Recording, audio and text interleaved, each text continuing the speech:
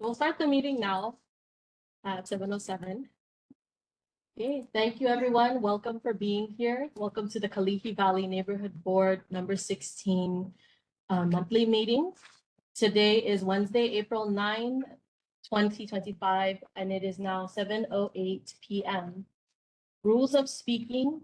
Anyone wishing to speak is asked to click the raise hand icon, and when recognized by the chair, to address comments to the chair. Speakers are encouraged to keep their comments under 2 minutes, and those giving reports are encouraged to keep their reports under 3 minutes. Please ensure your microphone is muted unless you are speaking. Please state your first and last name for the record before moving into your comments or questions. Written testimony may also be submitted via email using the contact information listed on the Neighborhood Commission Office website. Please silence all electronic devices, which I'll be doing right now as well. Note, the board may take action on any agenda item as required by the State Sunshine Law, Hawaii Revised Statutes, Chapter 92. Specific issues not listed on this agenda cannot be voted on unless properly added to the agenda. Find archive of handouts and reference materials concerning the Kalihi Valley Neighborhood Board number 16 at our Google Drive. And meeting recordings can be found at the Honolulu Neighborhood Board YouTube channel. Special announcement, it is a canned food donation, City and County Neighborhood Board is doing a canned food donation for the Hawaii Food Bank. It'll be accepted during this meeting. First on the agenda is City Monthly Report, Honolulu Fire Department. Is Honolulu Fire Department here in person or online? Not seeing or hearing that they're here, but we can table them for now in case they come back later. And we'll move on to monthly reports from Honolulu Police Department.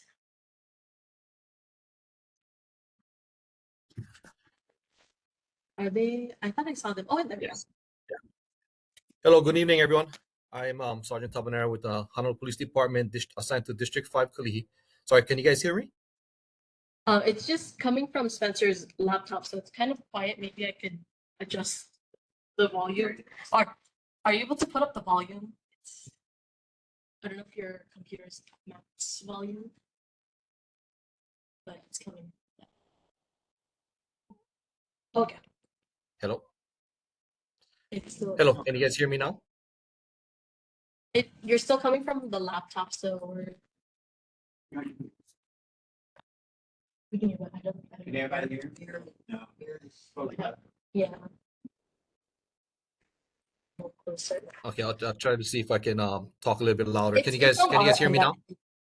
We can hear you. It's just our end. It's just coming from Spencer's laptop. Okay, try now. Okay, once again, I'd like to introduce myself. I am Sergeant Tabanera with the Honolulu Police Department. I'm assigned to District 5.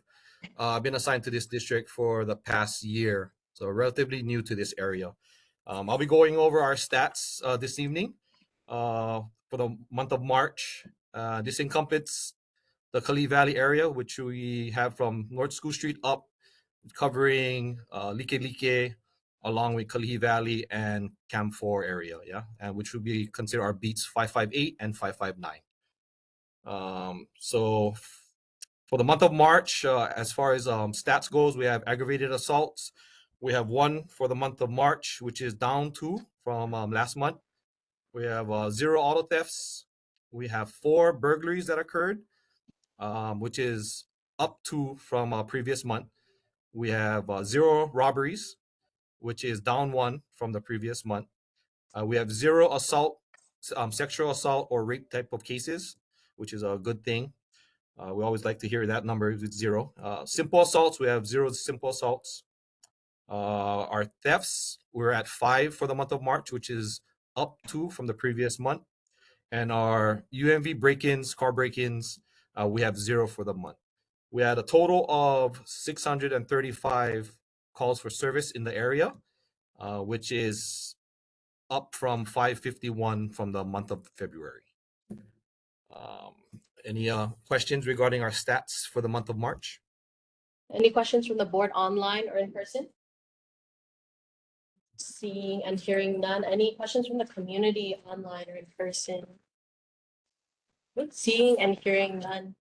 Thank you so much and have a good evening. Okay, thank you. You guys have a good evening. Take care. Take care. Up next is Board of Water Supply, Iris Oda, who is here in person. You can stay in the center. Yes.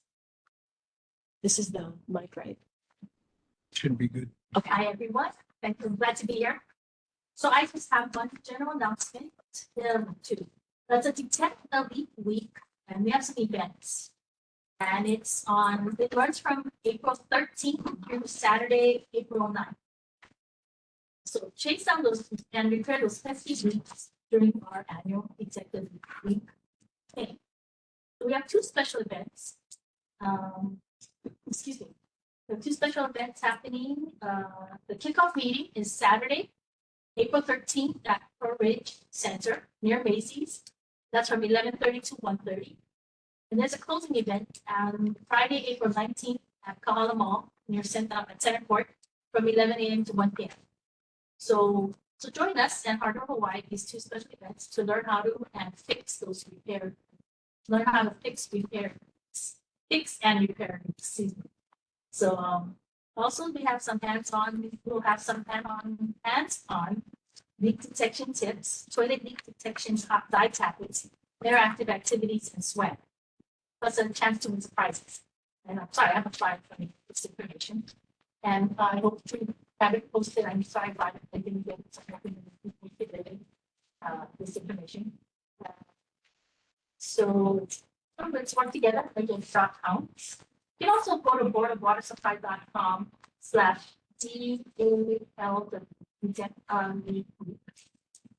and that's for that announcement.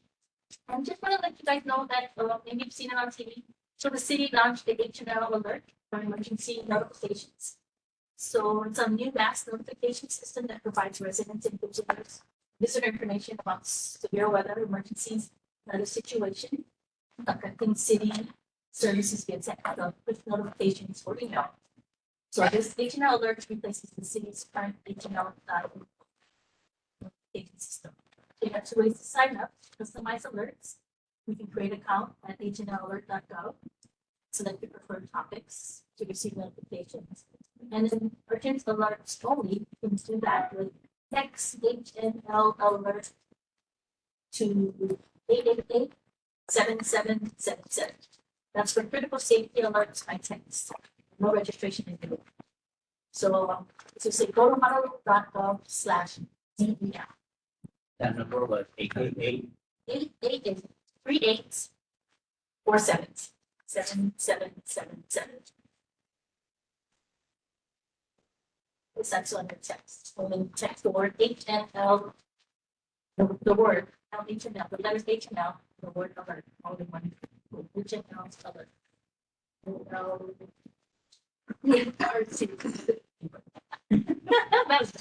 That's all.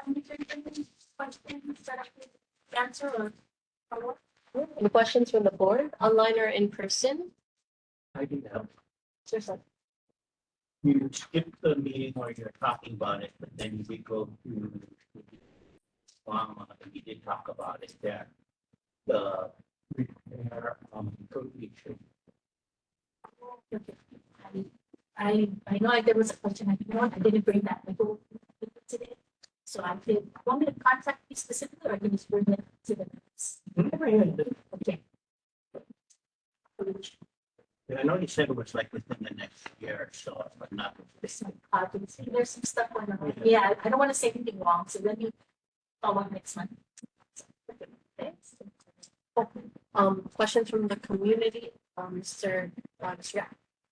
Any status on the video?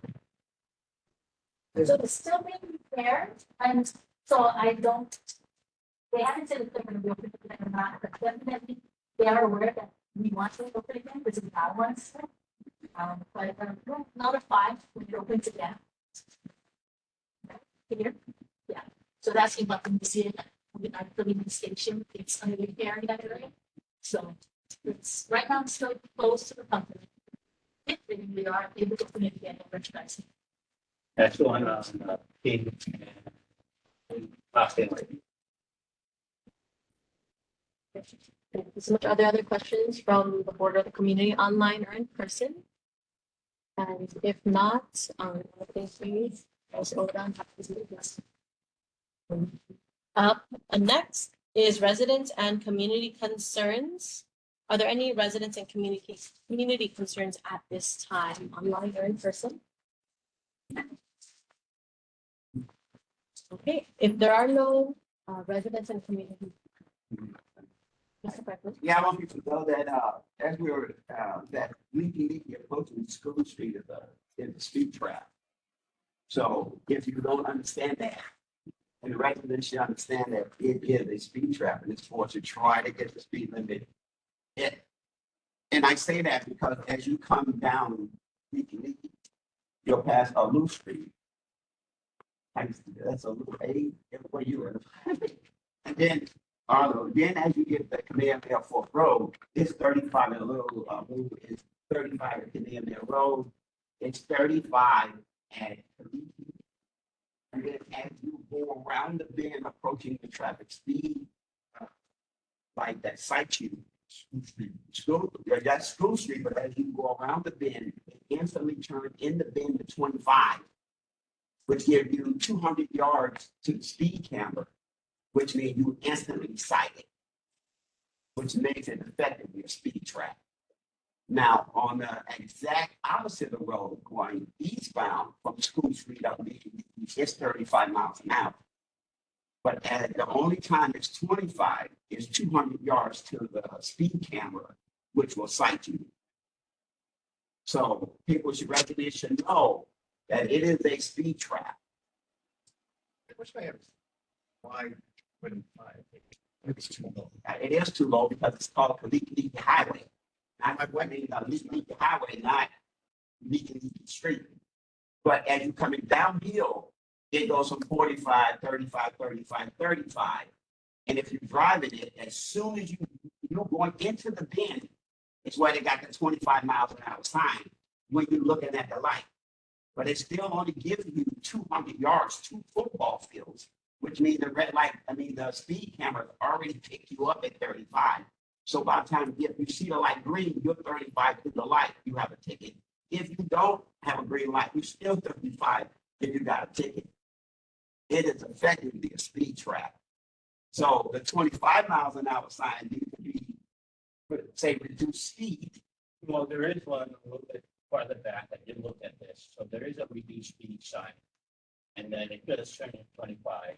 According to them, they're not going to give you the ticket unless they give you a 5-mile-an-hour leeway.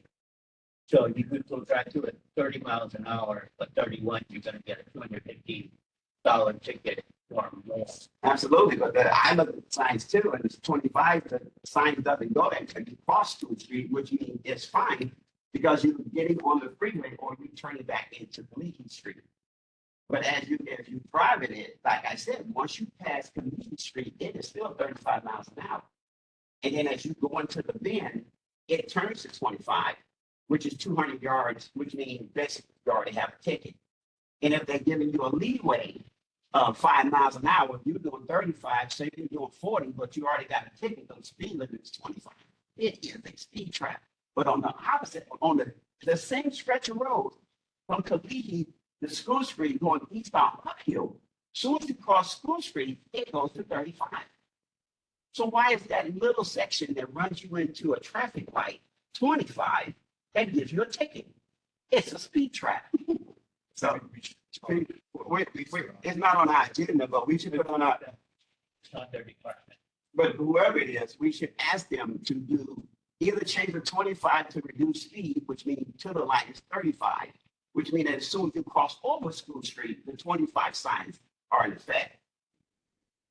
So whoever has that department, they should know. But I'm just letting community residents know that for 200 yards, it's 25 miles an hour, and by then the red light, the speed cameras have you, and you will get a ticket. I actually get that. don't feel like it should be 25 at all. Well, yeah, until you cross, because you're going to a freeway. But the mere fact that every other street is 25, 35, and it only gives you 200 yards to the ticket camera to change it. Now, let's say you're doing 35, you go around the bend, you don't see the two signs, you still think it's 35, but you already got a ticket, you're going through a green light. And what I'm saying is, it is a speed trap, and somebody needs to change it. How do we get, how do we get that?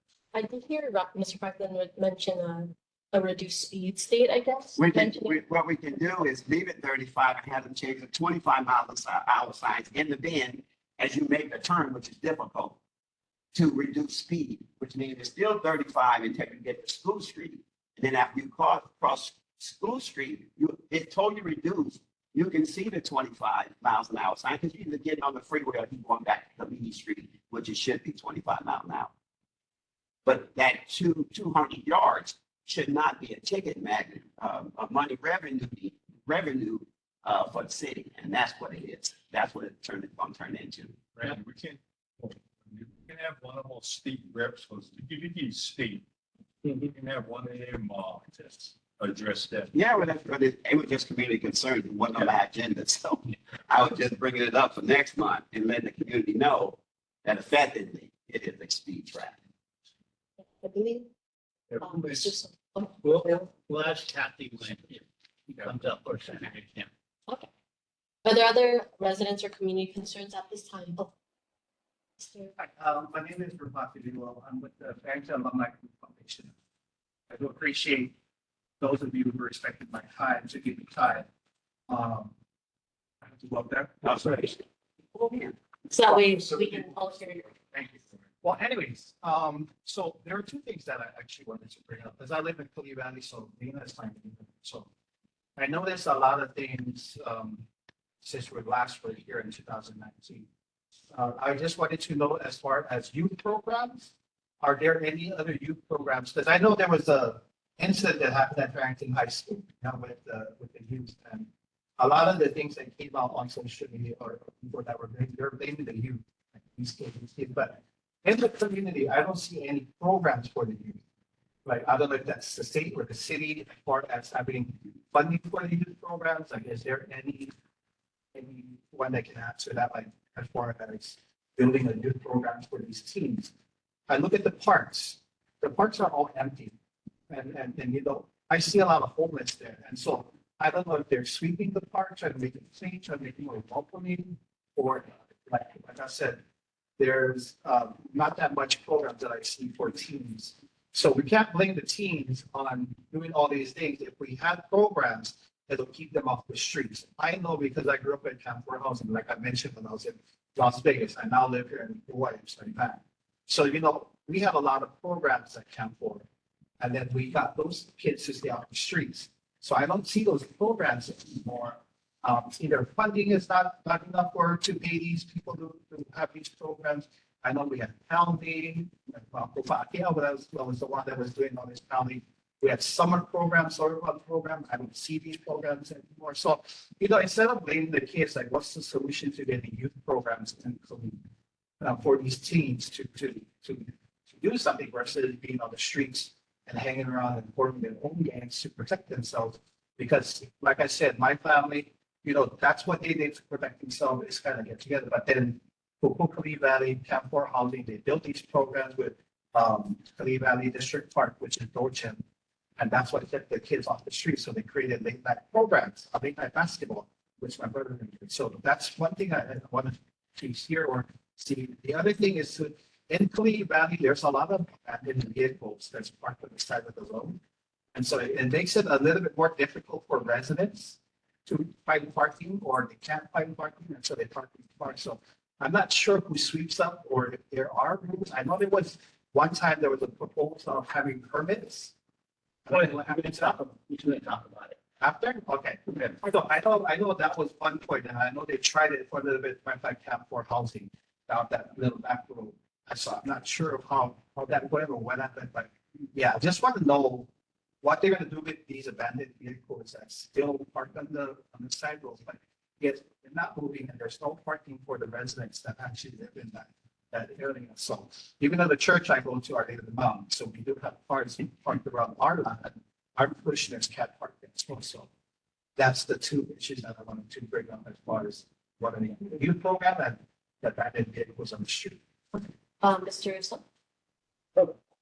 And this came up quite a bit. Maybe we should commit some of the committee to help the youth, right? Find out programs and have a committee, maybe get some of the nonprofits in here and see what we can do. And working with the Farrington High School Joel, Senator Kim's office, right, for Dan and her those two middle schools. But try to find something and work with all these nonprofits. Work with nonprofits. Yeah. And just so you know, sir, we did do a resolution that we just sent up to the mayor and everyone else. First of all, we didn't understand why it took 10 years. It's 10 years for the rec center in Camp 4 to be built, and it's still not out of planning yet. And we finally realized it belonged to the state, not to the city. But it's still stuck in there. And last week, the board sent a resolution up to the mayor and all our civic leaders asking the questions you asked. We didn't understand why even HOPA doesn't have any programs whatsoever in Camp 4 to help the youth there. Yet they get blamed for all the crime. Yet we're not trying to steer them the right way. So I asked them it's the most disadvantaged people out there and low income. Why don't the city have programs to help them or to help the people in Kalihi Valley? I'm still waiting for a response from the governor, which we sent up last week, and all our elected officials. Senator Kim addressed it the last meeting that we had here, that she did get it, and they were working on it. As advisory board, we've been tackling the issues you've been talking about for the last 2 years, begging for programs for the youth in Kalihi Valley. And so as of this day, we have not resolved that issue at all. But I want you to know we are trying as hard as we can. We also got a resolution for the district gym to be revitalized and get them even water fountains. They didn't have water fountains to drink water if they have organization over there and the floors and the roof. So we are the district park. We sent up a resolution for it to help the kids out in organization. We asked that the rec center be built. So we, as advisory board, have voted on it, and we have done everything that's in our power to help. So as our elected leaders come on, from our city council to our senators and our representatives, that's a question maybe they can address. But we are at the limit on this board. So just to let you know, we've been begging for 2 years. I think I did receive your emails when I asked you to give me time because I was mourning the death of my father, and I didn't like my name being out there as far as not being the person to respond. And, you know, I do appreciate those who gave me space because, you know, in Hawaii, when we have a death in the family, it's a different mourn from the mainland, right? And so with that, you know, I do appreciate you reaching out, but I did mention to you that you need to get time. Yeah. This is trying to get my name out there, not responding. Yeah, Lynn, To your email. Lynn explained it to me. So you're welcome. I'm glad to see you. Likewise. Hopefully we can continue our journey to get the youth Absolutely, brother. some help. Absolutely. Thank you. Together. And it's just a little response to Mr. Song about a committee to work with nonprofits, and I believe we do already have even existing programs already. I think the issue is getting the word out there. So that's why working with Chris on the newsletter, hopefully we can spread the newsletter, have something where, because I know as a youth, like 10 years ago, like as long as I see a flyer of what's going on, I'm sure cards can relate to, right? We see something, we're like, oh, let's go to that, right? Right? We just gotta see it. We gotta see it to know, and we'll all bring our friends and families. I think you should work with the youth minister if you've been. Youth minister. Okay. Yeah, because that's one thing we did as youth minister. But that was a youth minister up at our about. I got together with all the other youth members and we tried to do programs to keep the kids off the street. So like the youth ministers and the youth, whatever directors you guys have, work together so that we can get the word out there to the kids. And we work with parents. Okay. And Adina, yeah, she always sends us the flyers too. So like definitely working with the youth minister so we can connect with them and get the information in, you know, and it's together with our, oh yes, Chris Jetson. They're welcome to come. Different board meetings, and you can minister, pastor, whoever, see, you know, to voice their opinion and how we can, as boards, we can only do so much, you know, without their voice, with, our state legislators, you know. Maybe talk to them of our next meeting. Can you see what they're from here? I'll ask. But I see, I feel like, everybody's all on their own programs. Like, we're not even united here. Yeah, so with that, I think we, this is a spot, like you said, invite them to, because I didn't know this until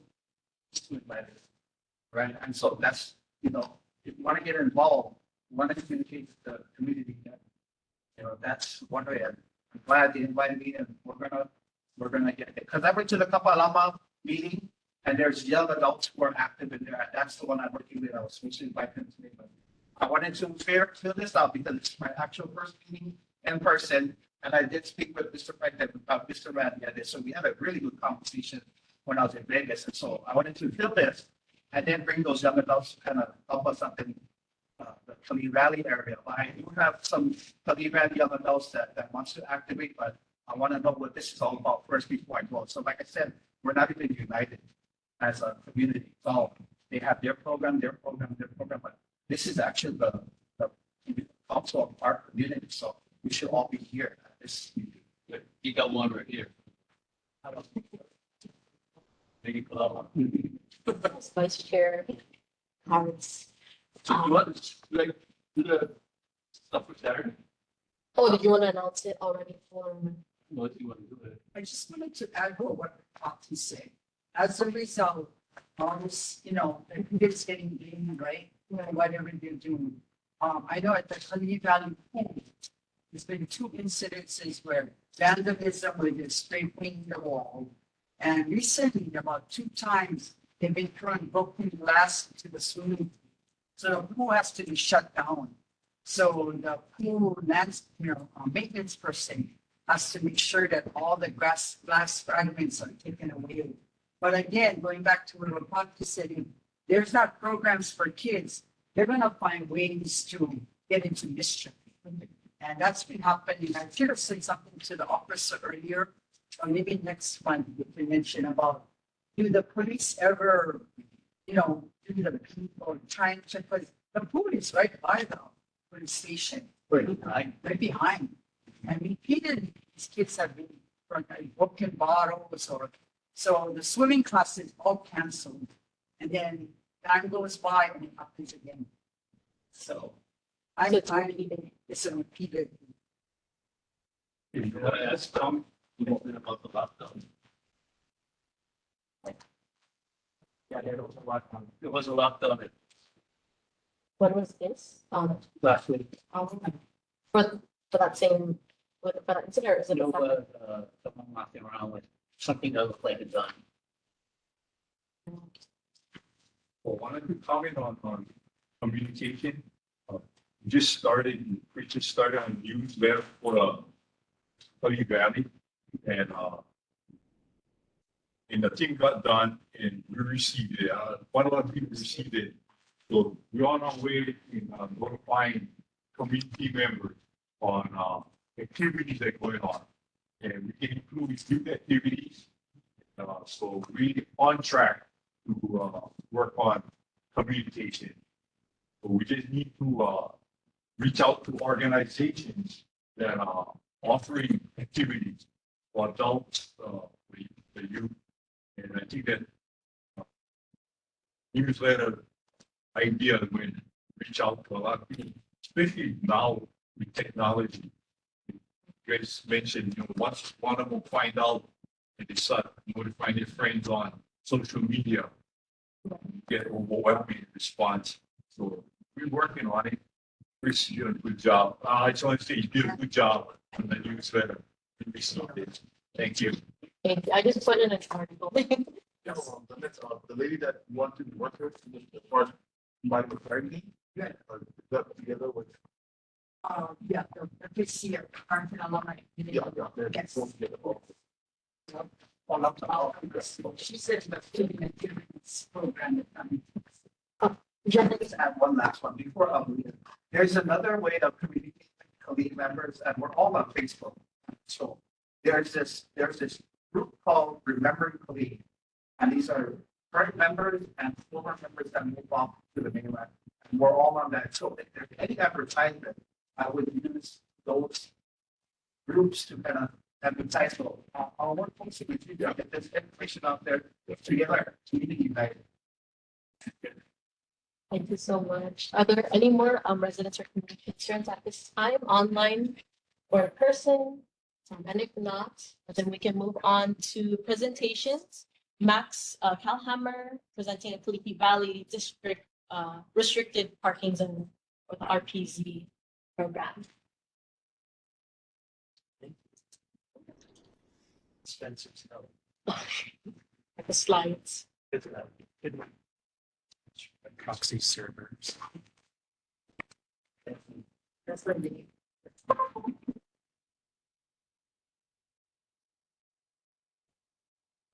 While Spencer's giving up the presentation on restricted parking zones, just like to extend our greetings from the Department of Transportation Services to everyone here on the board, to the citizens, to the representatives of the city council and the State Senator Kim's office.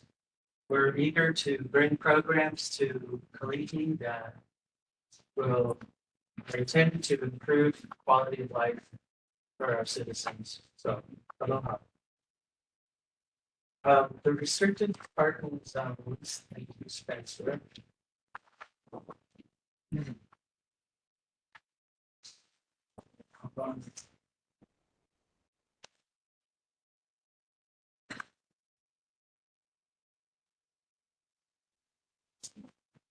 Sorry, this would be easier if I didn't have to. I had my video system working today. Let me see. Just got to. So. Okay.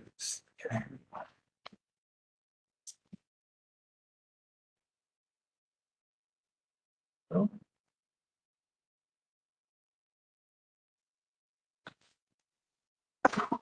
How's that? I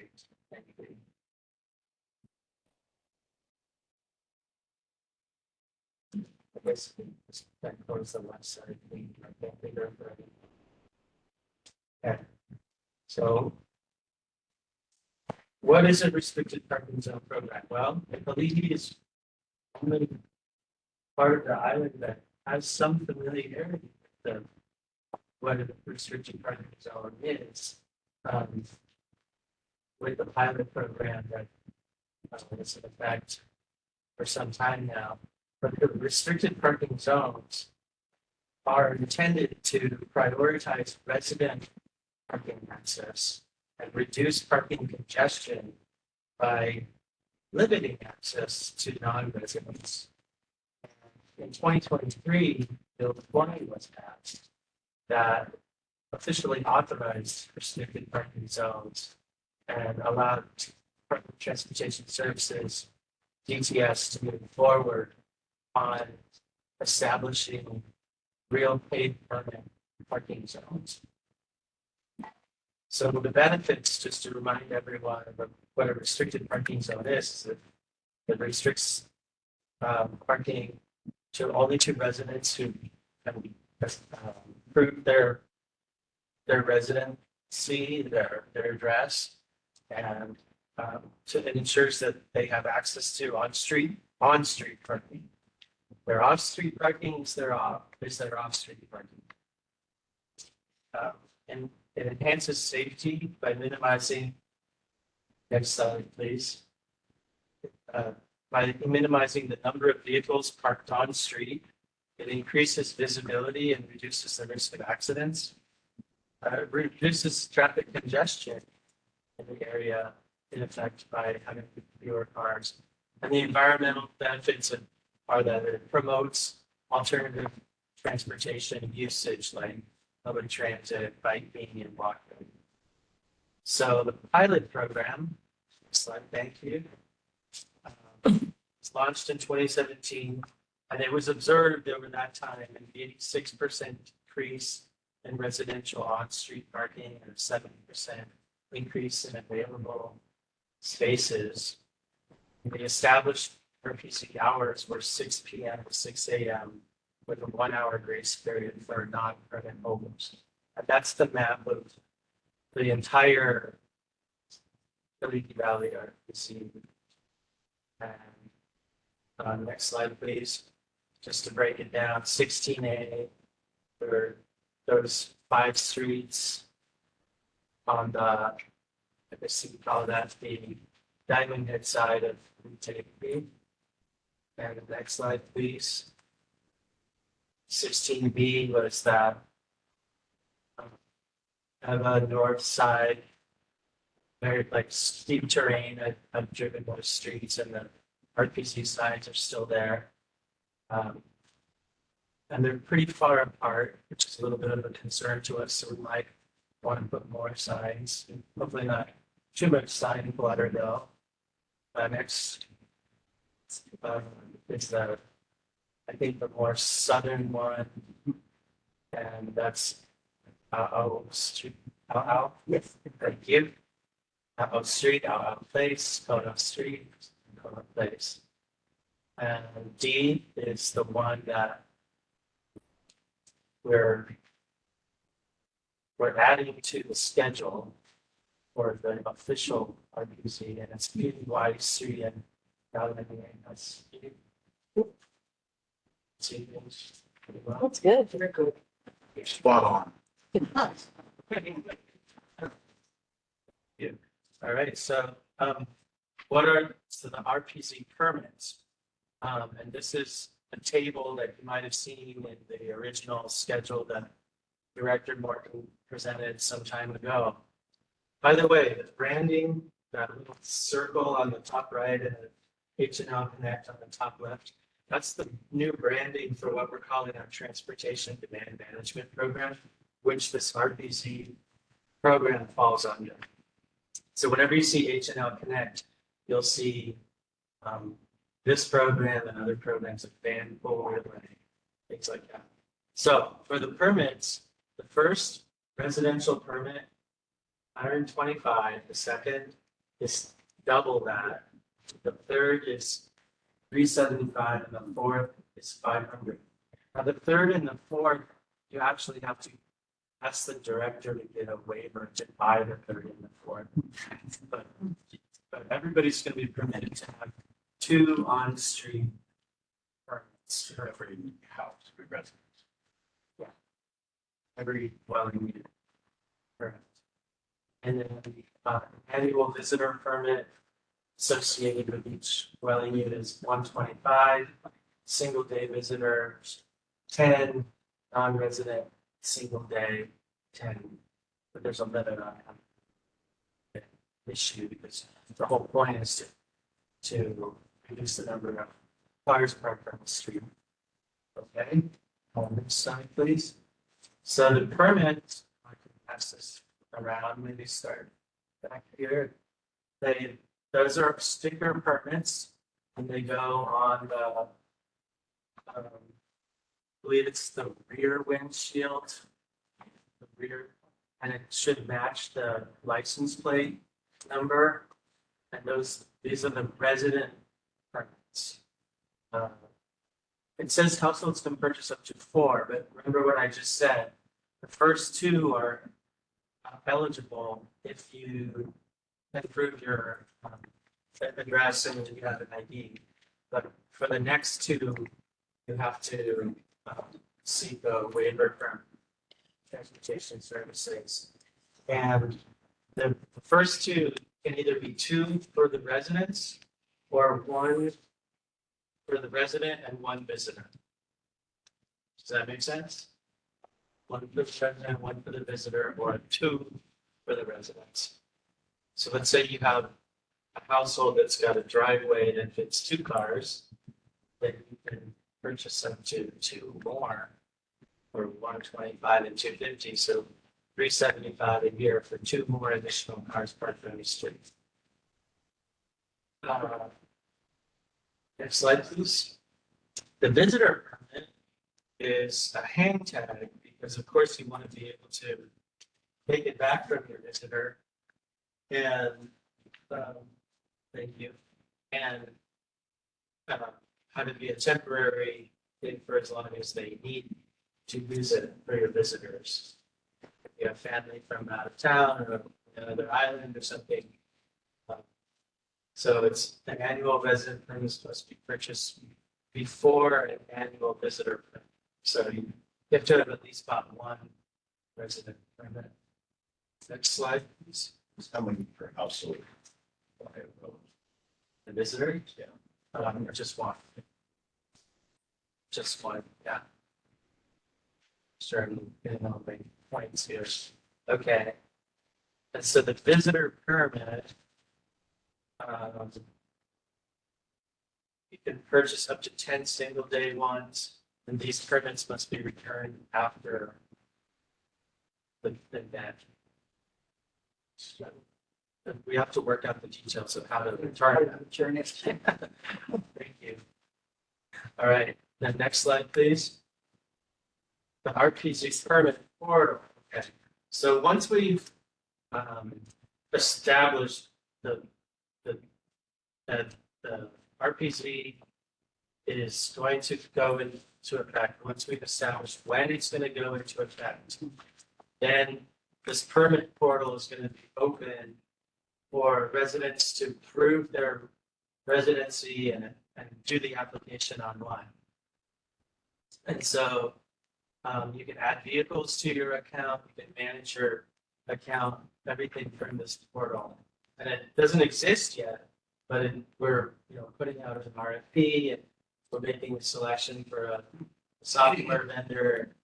We're hopeful that it's all going to be ready by the time we're looking at establishing the RPZ, which is now looking like June, July timeframe.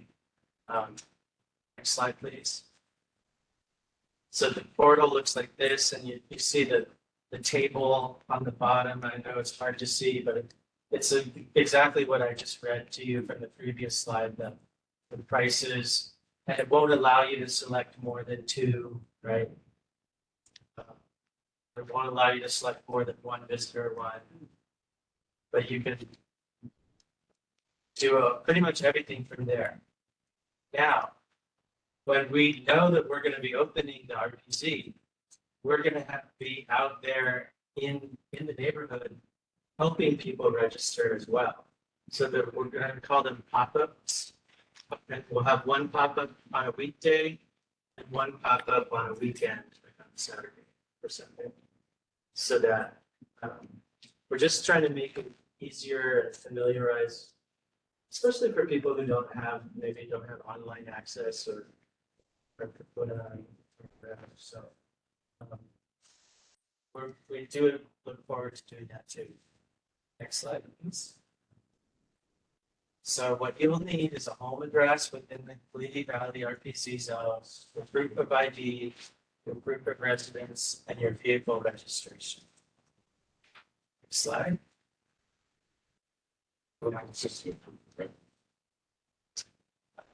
Your proof of residence is like a utility bill or some official piece of mail. Or registration. Yeah.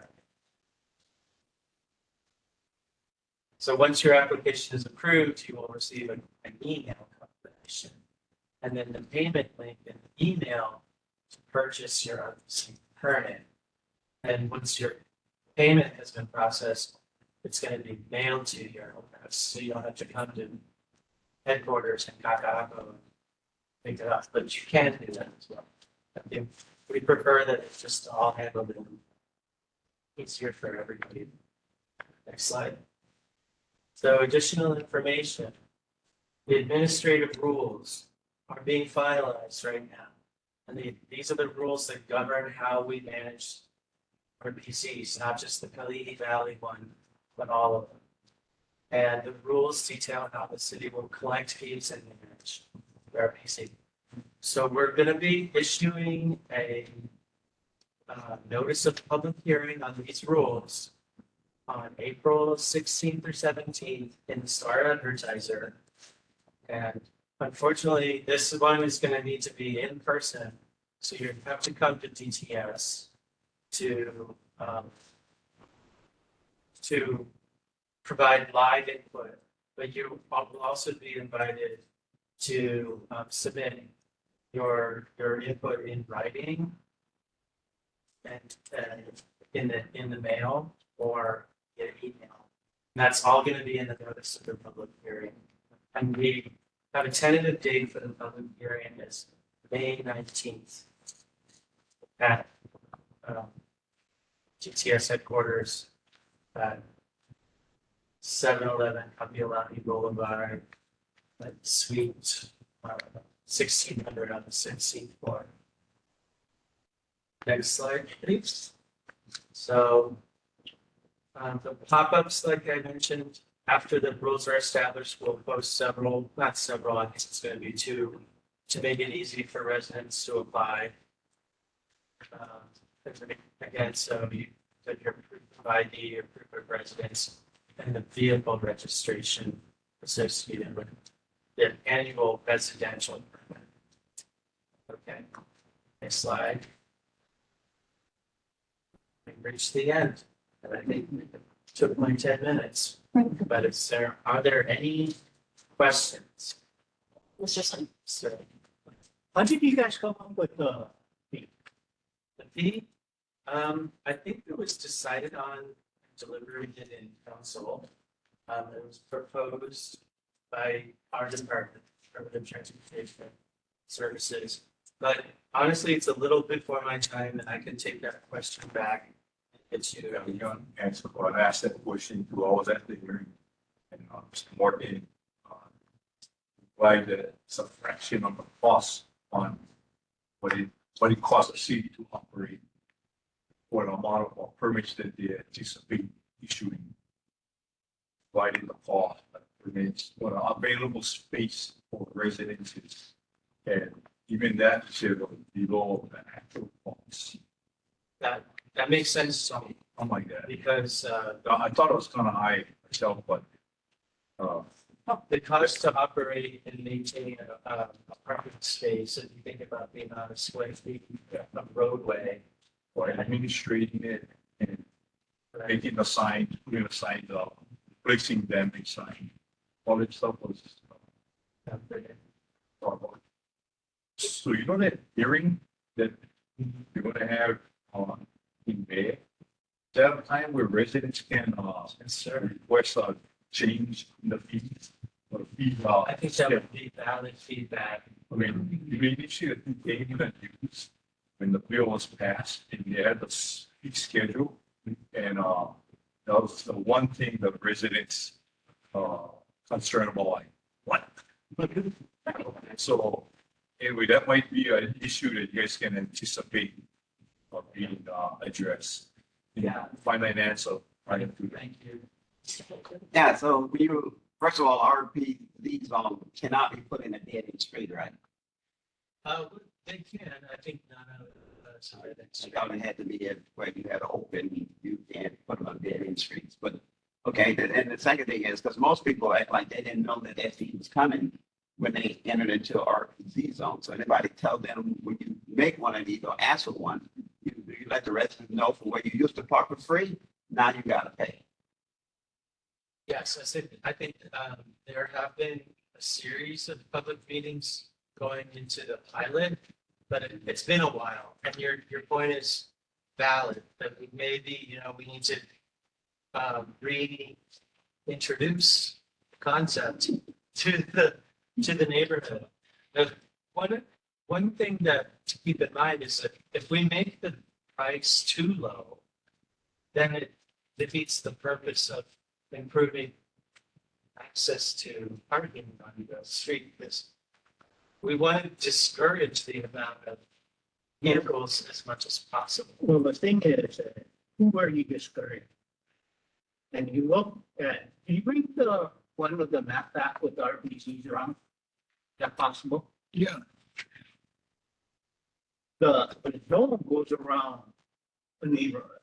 It goes around, it goes around public housing. And it's not the city's fault. This is a state reason why all the people from the housing is parking in the neighborhood.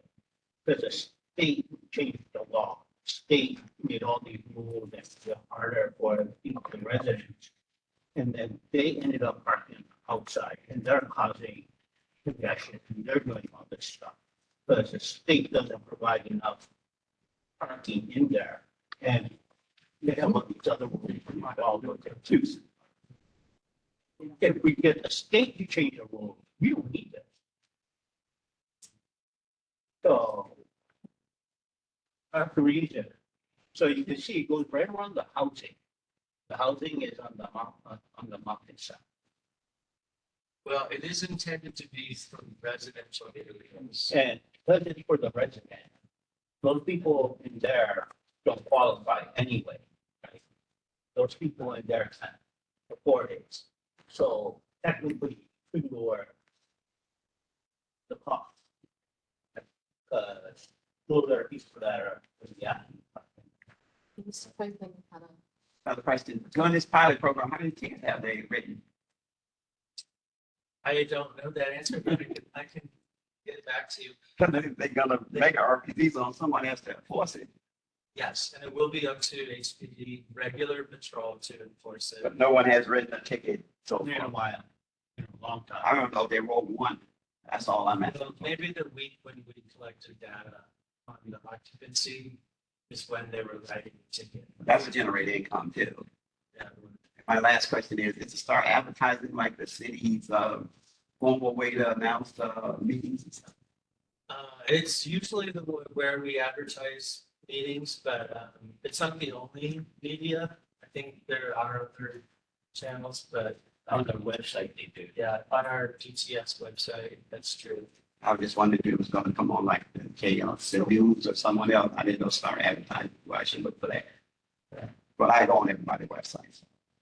Okay, thank you very much. I get back. Just a question about the pricing again, the idea that, I think the idea that the more expensive it is, the more less people are doing it. Therefore, the less congestion, but for houses that don't have driveways, right, all of that, to be forced to, right? Could be optional for some people if they want to be able to park on the street, but for other people, it's not, it isn't the option. So that was concern, but it feels like for those houses, they, you know, the price is going to change whether or not they're going to do it. Not super kind. The price of boards, but in fact, we don't necessarily put what I wanted.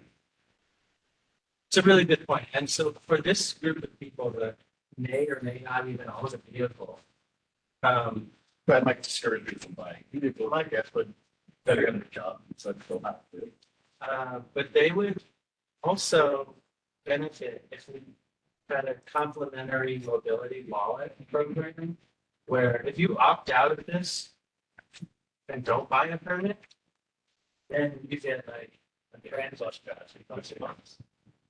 that would be back. Or a reduced bus pass, something like that. Max, unfortunately, we didn't do what people, you said you need to buy a resident permit first and then you have visitors. So what if somebody didn't have a car, but they want to buy one for people to visit the house?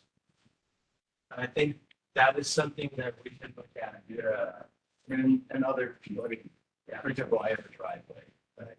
I wouldn't necessarily want this, but I wouldn't want this for a guest, and like, yeah, so you buy one resident permit, but then you not allowed to buy on visitor's permit. Like you could have you could buy single day visitors permits without buying an annual resident one.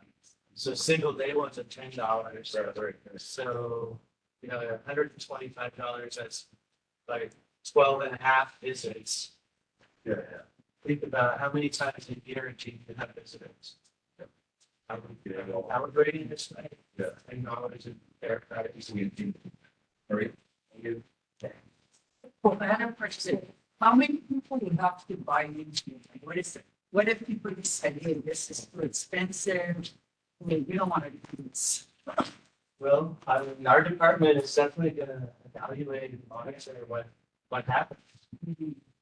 So, I think the demand, well, That goes to enforcement. Typically, people who have no other parking, I think people were in. we're facing the park on the property now. No, I never. I have the options. Right. I got one more question. People in the RPZ zone, if they park outside their zone, can they be cited? I mean, you can't have your parking and the other people parking too. So if you got an RPZ sticker, are you allowed to park on a street outside of your zone? Because therefore you keep your zone open and then you go park where other people need to park. So shouldn't the RPZ zone stay where they're supposed to be? Or can they just park not in front of their house, down the street, around the corner, anywhere they want to park, knowing that you can't park in their zone? So as RP, the question is basically, do they have to stay where their permit told? If you parking here, well, they can park anywhere they want and take up other parking away from people because they have a RPZ sticker. we can't stop people from parking further away if they're willing to walk and they're parking legally. And So they can take that spot, but we can't go to their spot. Okay, that's unfair. Well, that's completely unfair about the program. So there are some cities. Yeah, everyone, but yeah. permits. And right, so this is the disadvantage of the RTC is that it does push some traffic to other areas. But and the more RPCs there are, the more that problem gets handled, but. But you know what's kind of funny? Right now, without the RPC enforcement, it's been really hard. I mean, the street is, there's ample parking, nobody's complaining. I mean, So by all means, that's. If you have, No, I had nothing. I just. yeah, the board of directors go first. Anyways, this is what, so Kalihi is the plan, Kalihi is the first one to actually run this program. What happened to the last program? Well, it was here, it was this way. Okay, so this is just reintroducing this pilot back. It's going from free to paid permitting. So that other time was just registered. It was, yeah, free to help us shoot for a house, yeah. Right. What's the data on that? I think that slide was in the beginnings, that's the 70% Oh, got it. increase in available spaces and 86%. And maybe you're observing that it's stayed that way, even though there's been no enforcement, right? Maybe not that high, but it's because it's free. Yeah. Right, yeah. Once you got. Or maybe the housing people were able to find parking where they started there's a street of cars. But we're not getting it in front of something. Or they just parking farther away. Or they ended up in, field lot, that's on that street, that's why they're adding that. Right? So I have two questions that everybody just kind of chimed in right after. The second one was, so how are the other communities addressing this? So what are they doing? They are, So that means they have signs, right? Say you can't park from this time to this time.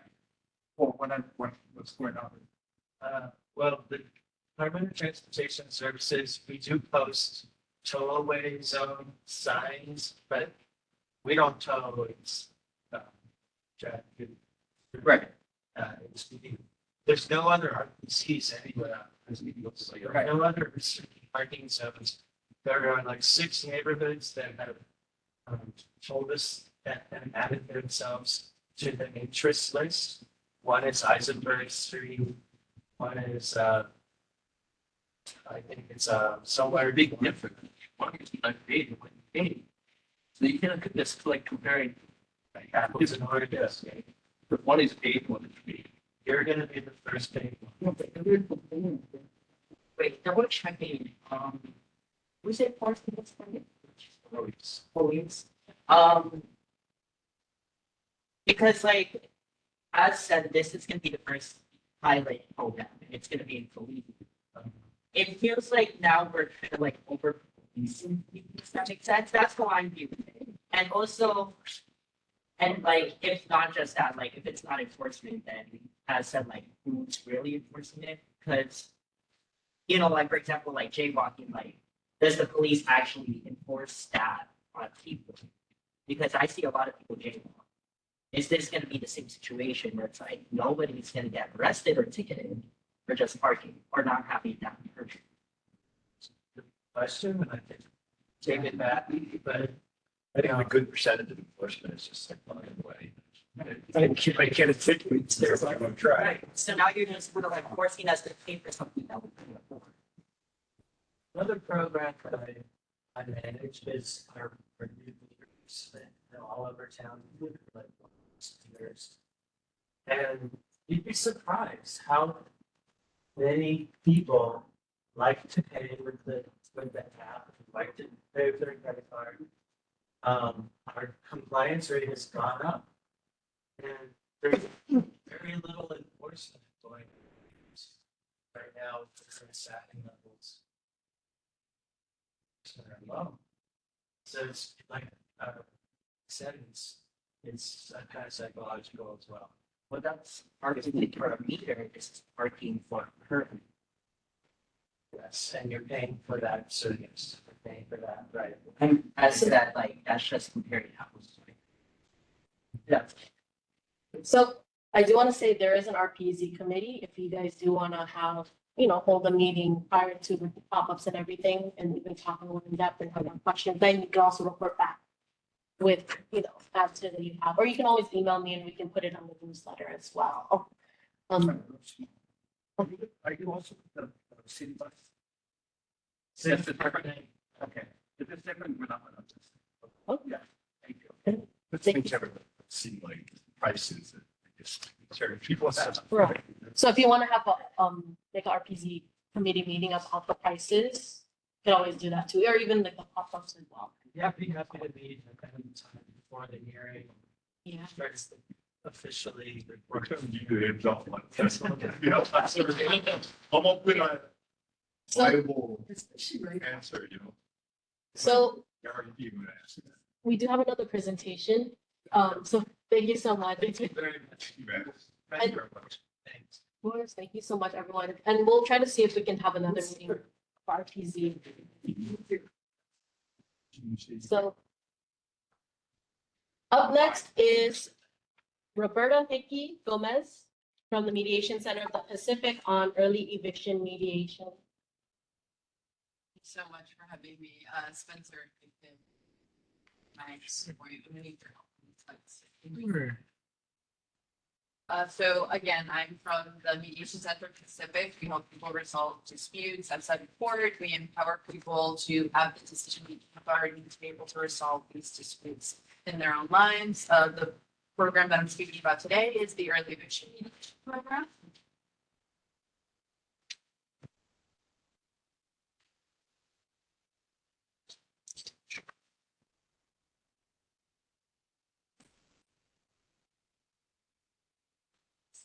Fine. So a little bit of history and background on the program. This program started in 2021. It was coming out of Act 57, which, if you're not familiar, was involved with the COVID eviction moratorium. And it required landlords prior to going into eviction to go into eviction mediations. And it was also paired with rental assistance. We had a large number of success in it. We targeted about 6,000 tenants. We mediated about 1,300 cases with an 85% agreement rate, keeping 90% of tenants in their homes. Next slide. The Act 57 expired in August. Yeah, it's not on my screen here. Sorry. No worries. Okay, so Act 57 expired in August of 2022. We continued moving forward with private funds, and in doing so, we were able to service about 70% of early landlord-tenant cases, resulting in agreement. 40% of those were mediated. Next slide. So the benefits to the EM program is that it's mutually beneficial to both landlords and tenants. It's not skewed in either direction. So the benefits to landlords Is it reducing the time spent recovering rents, which can be anywhere from 1 to 4 months, and that's excluding the time spent prior to moving into the eviction process, trying to collect rents that have been in arrears. It also saves landlords anywhere between $500 and $10,000 on average for eviction costs. Agreements that foster relationships and mutual interests between landlords and tenants are beneficial because it leaves apartments, homes in better conditions when they're vacated. And then when there are breakdowns that may happen post-agreement, landlords can take that to the courts and show that they made all sorts of good faith, honest efforts to resolve these issues, work with their tenants and so on. We also know that's beneficial to tenants. It provides greater housing stability, predictability, whether or not that is them staying within the home or creating a reasonable time frame move out to be able to adjust to a new set of living conditions or living place. It also allows agreements between landlords and tenants to have better ease of relationships between people. Fewer evictions on record is also beneficial to tenants to have greater impact on them financially throughout their years. We also know that it could impact them in terms of Section 8.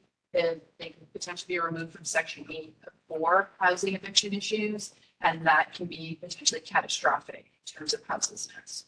We know that it provides greater community stability in terms of houseless prevention and fostering greater fiscal responsibility amongst tenants. Next slide. So the EM program has been progressing really well. We take up about 33% currently, and we've grown about 20% throughout fiscal year 24-25.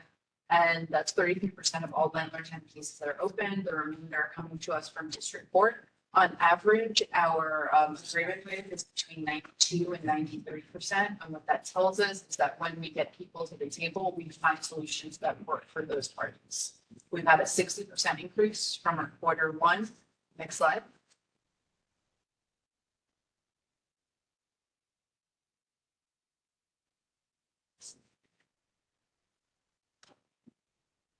Okay, so how EM works. EM provides a space where landlords and tenants have the opportunity to talk through their issues with the help of an impartial mediator. They're conducted primarily on Zoom. If English is not a participant's primary language, we provide an interpreter. And since they're held remotely through Zoom, participants who do not have internet access or who have internet access issues in terms of technology capabilities, they can come into our office. We've also been working with community organizations to provide spaces in their community as well. Before mediation, participants are required to electronically sign a confidentiality agreement. Mediation is scheduled for 1.5 hours at a time that works for both parties. If you reach an agreement, the mediator will put the agreement in writing and it can be signed electronically. Next slide. So for scheduling, cases can be scheduled typically within a 48-hour period, and they can generally be resolved within a 3 to 5 business day window. And then when you look at how long it takes in the eviction process going through the courts, typically we know that it takes about 4 months, but that can realistically take up to 6 months. Next slide. We also have been incorporating tools within the EM program, one of which is the eviction calculator. The eviction calculator, when we talk about how much it costs landlords to evict people, we look at those figures that are anywhere between 500 and 10,000. This calculator makes those figures real and palpable to the actual landlord in their case, depending on the amount of units they own, depending on the square footage. It calculates costs for paint, change of locks, all the legal costs, et cetera, so they can have a real-time understanding of what that's like. Next slide.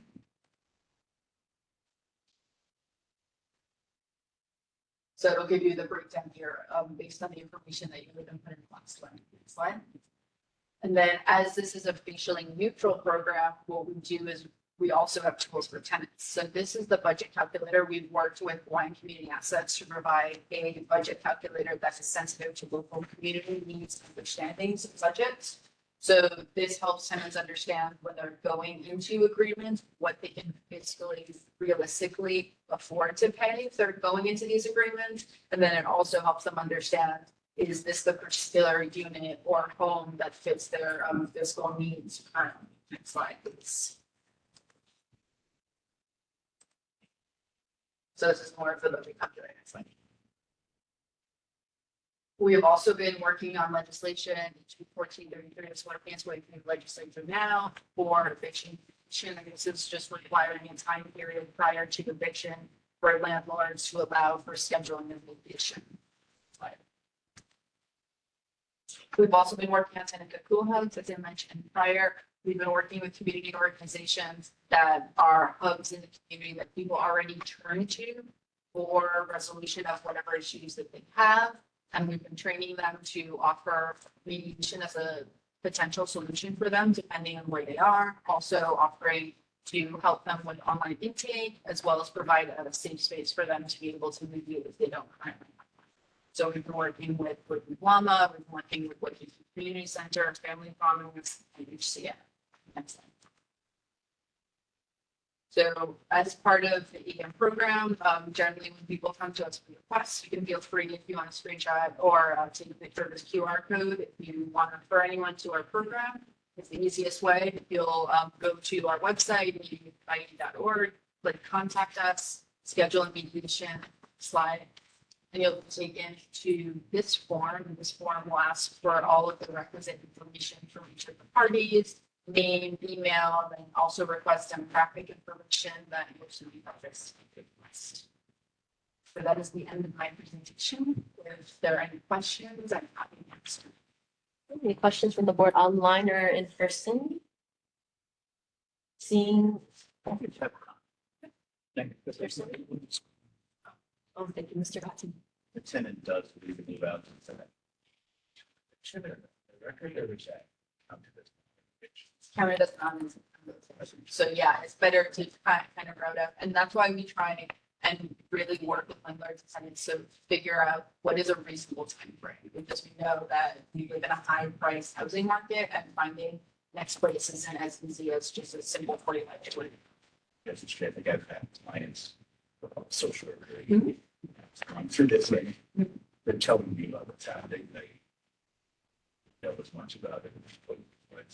Yeah, and then also one of the benefits of the program is that people who do have social workers or caseworkers with PA, et cetera, they can feel free to bring their support into these meetings, so that they have that with us. They obviously are allowed to speak on issues, but they can be there as a source of support to be able to talk to the tenant if they need to, et cetera.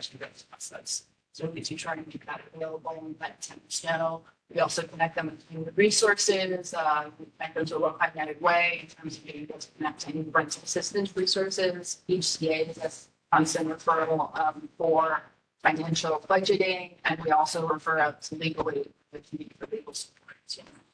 They can potentially bring a lawyer. They also have the option coming out of mediation if they come to an agreement, they need to take that to an attorney to review, decide it before they sign it electronically. So they do have that.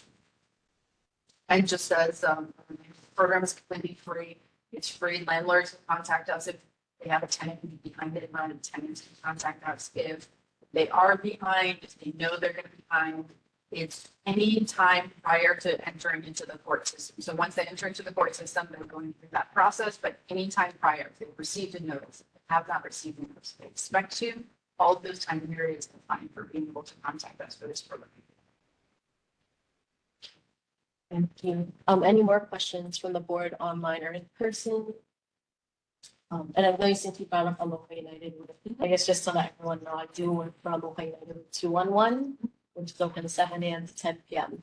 every day, including holidays. So you definitely can call for rent assistance or legal resources. But yeah, any questions from the community online or in person? Thought Clark Wright might want to speak if you're. He's up next. No, okay, he's up next. Okay. Well, that's it for now, though. I do want to thank you again for your time and for presenting today. Of course, thank you so much for having me. I appreciate it. Have a good weekend. Thank you. Okay, up next is city elected official, Mayor Rick Manjari Bright's representative, Bandmaster Clark Wright. Aloha, Chair, board members, community. I hope you guys can hear me okay. Just a couple of quick announcements. This month's new highlights from the newsletter. By the way, the newsletter is in the chat. The link is in the chat. Some quick highlights. Mayor Blangiardi's town hall meetings across Oahu return for the third year. The Neil S. Blaisdell Center Concert Hall reopens after the back of the house renovations. The Department of Parks and Recreation begins their annual push to hire staff for the Summer Fun program. And the city commemorates Hokulea's 50th anniversary at Kualoa Park. The Honolulu Charter Commission members are sworn in for the decennial review of the city charter and a briefing on how residents can download HNL Alert, the city's new alert system for natural disasters and emergency situations. That's all on the newsletter. Just one follow-up issue. This was in regards to a leaning pole. A telephone pole was leaning over on Gulick Avenue extension fronting the Kokua Kalihi Valley Gate. And who was responsible for maintaining that? And the research was done, and that all telephone poles are under the jurisdiction of Hawaii Telcom and are not under city jurisdiction. But that technical support number is on their website, and it's 808-643-6111. And that's all I have, Chair. Open for questions. Thank you. Any questions from the board online or in person, Mr. Sung? Mr. Clark, is it possible to Hi. get the Park and Rec person to come and visit us for a meeting? Give us an I can update certainly- on-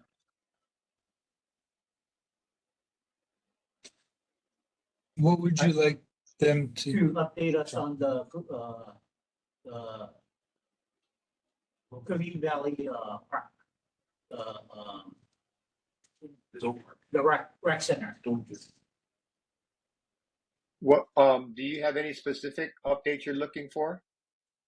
Well, last time they were talking about the sewer. I know they were working on the floors. And then he transferred part of it to the roof to a different department. I'm pretty sure she's able to talk about it.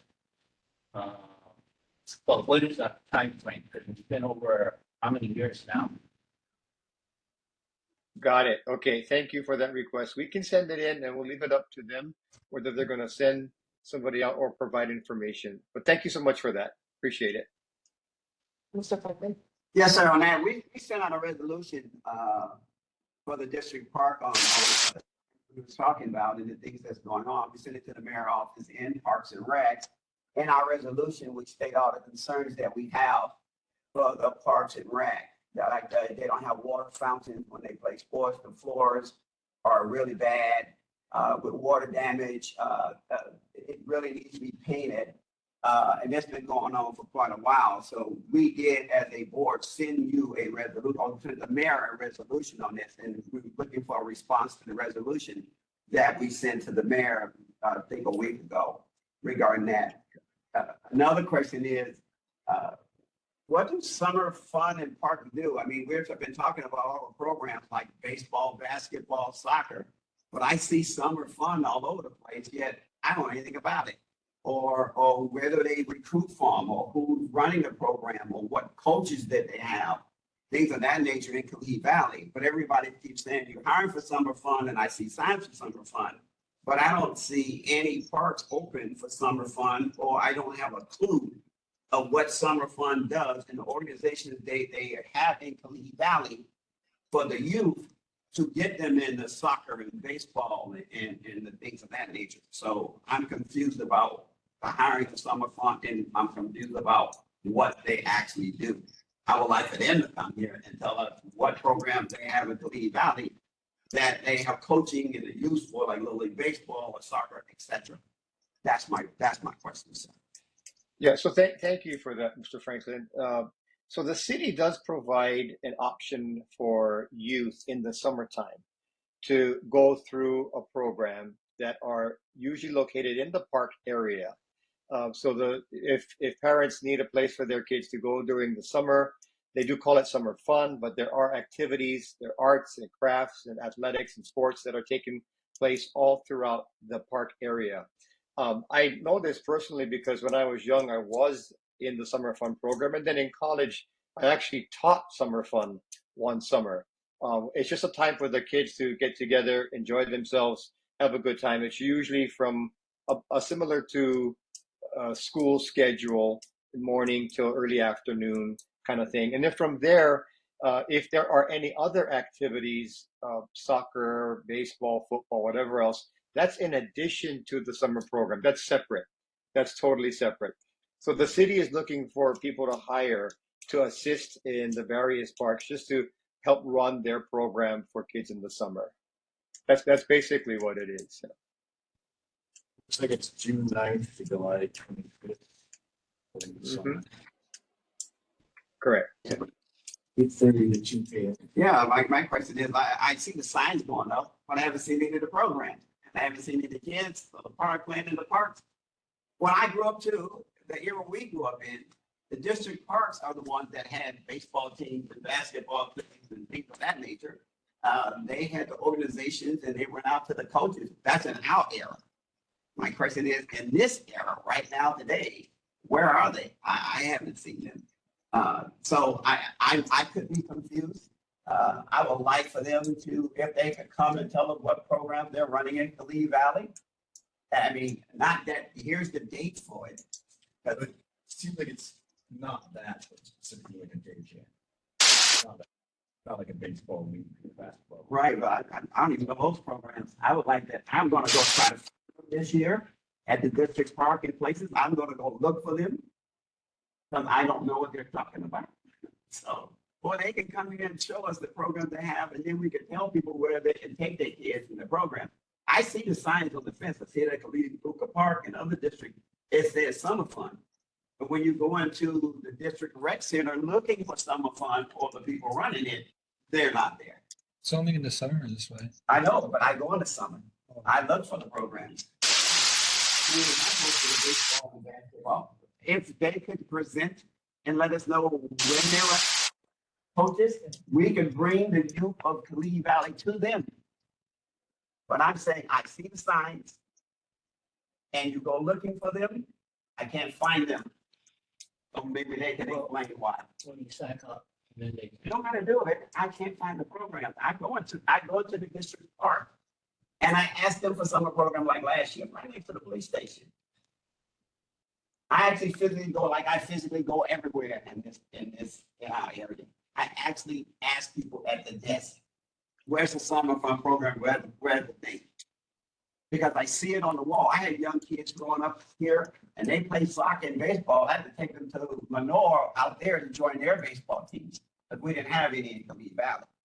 When my kids were little, I had to take them outside of Kalihi Valley to play soccer, to play baseball, to play basketball. They had no organizations in Kalihi Valley that my kids could play in. So I had to take them outside of Kalihi Valley so they can join the team. That's my question. So that is definitely different from the summer fun program. Yeah, Yes. I'm sure there are people out there that do that, and if maybe located, we can have them come in as well. But that is different than summer fun, yeah. But thank you. You're welcome. Any more questions from the board, online and in person? And we have Mr. Opati, the question. Hi, the Transit alumni, and I agree with Mr. Randy. I would also like to see who the coordinator is. I think that's what he's referring to. Who's the coordinator of the program? I know it's summer fun, and that's the only time we have programs. It's summer fun only. But throughout the whole year, a lot of the youth come to high school. They have no clue on how to play a sport because there's no sports in the community. There's no coaches, and that's what I mentioned earlier. Where's the funding for the youth? Where's the funding? Instead of pointing fingers at them, where do they go to have fun and be a youth? There is none. The parks are closed. There's nothing for them to do.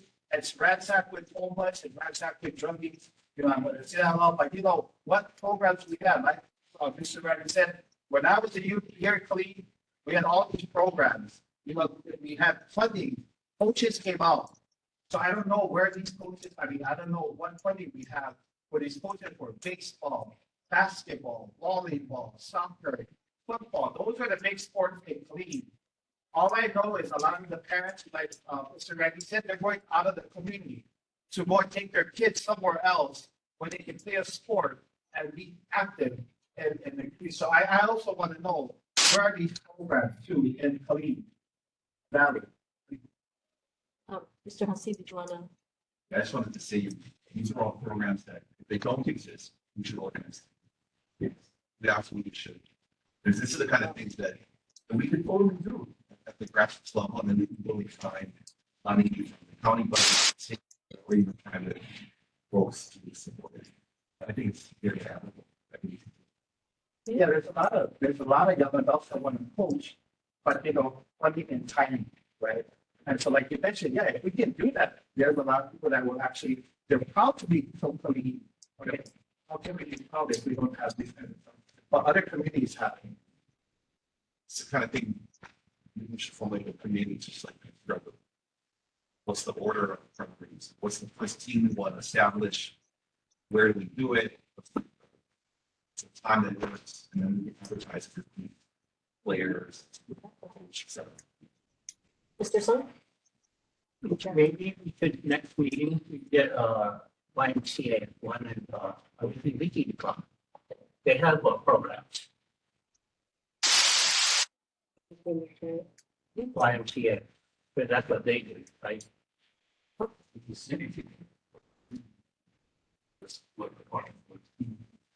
That's my point. District Park. If you want to district park directors to come and update us as to what kind of program they're offering. You could also add that to their list. When she does come, or if she does come, could add that besides updating the. You go on Saturday, right? Easter egg hunt, you'll see that there. Is there any more questions for Bandmaster Clock by online or in person? And if not, do you want to thank? Comment, it's not a question, but a comment. When my kids play sports, each sport has an association. Baseball, get League, soccer, get AYSO. So, families want their kids to participate.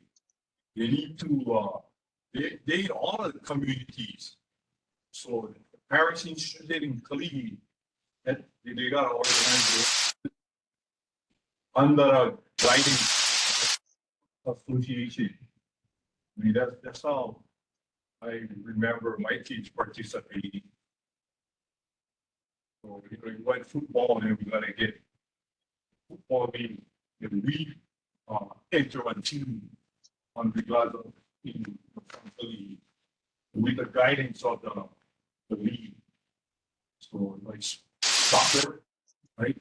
The big Well, one. most of that is set up through your district parks. They set up. It's under the jurisdiction of the city and county. These sport associations are their own organization, independent. They use the fields, but they manage them themselves, they organize themselves. So Kalihi needs, if they're gonna start a team, we gotta contact that association and let them know it. We get coaches available, we get kids wanna play, and it's all. But anyway, something we can work on. Because at Carnegie, their home field is not really their home field. They're giving their field out to other places. So, like they were talking about the girls' flag football, they started out at Carnegie. And then that's the momentum we gotta get. Anyway, get a lower, 14, 15 soccer league. We lose a lot of field time. Right.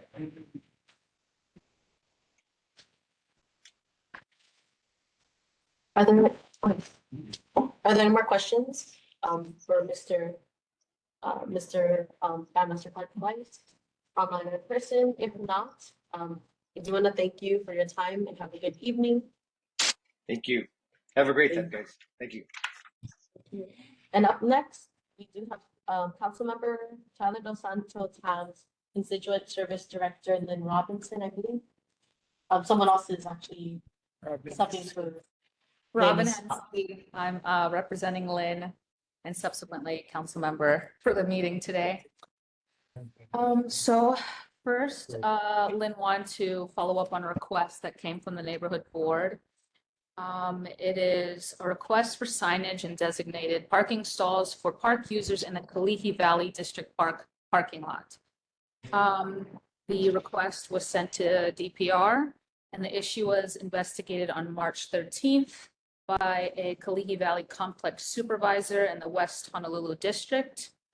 It was found that there is signage in the parking lot that states parking for park users in marked stalls only. However, the staff will remind HPD and school staff to park their vehicles in their designated areas. So that is the official response that we received from department. And then 4 other updates I have that's in the newsletter that's linked in the chat.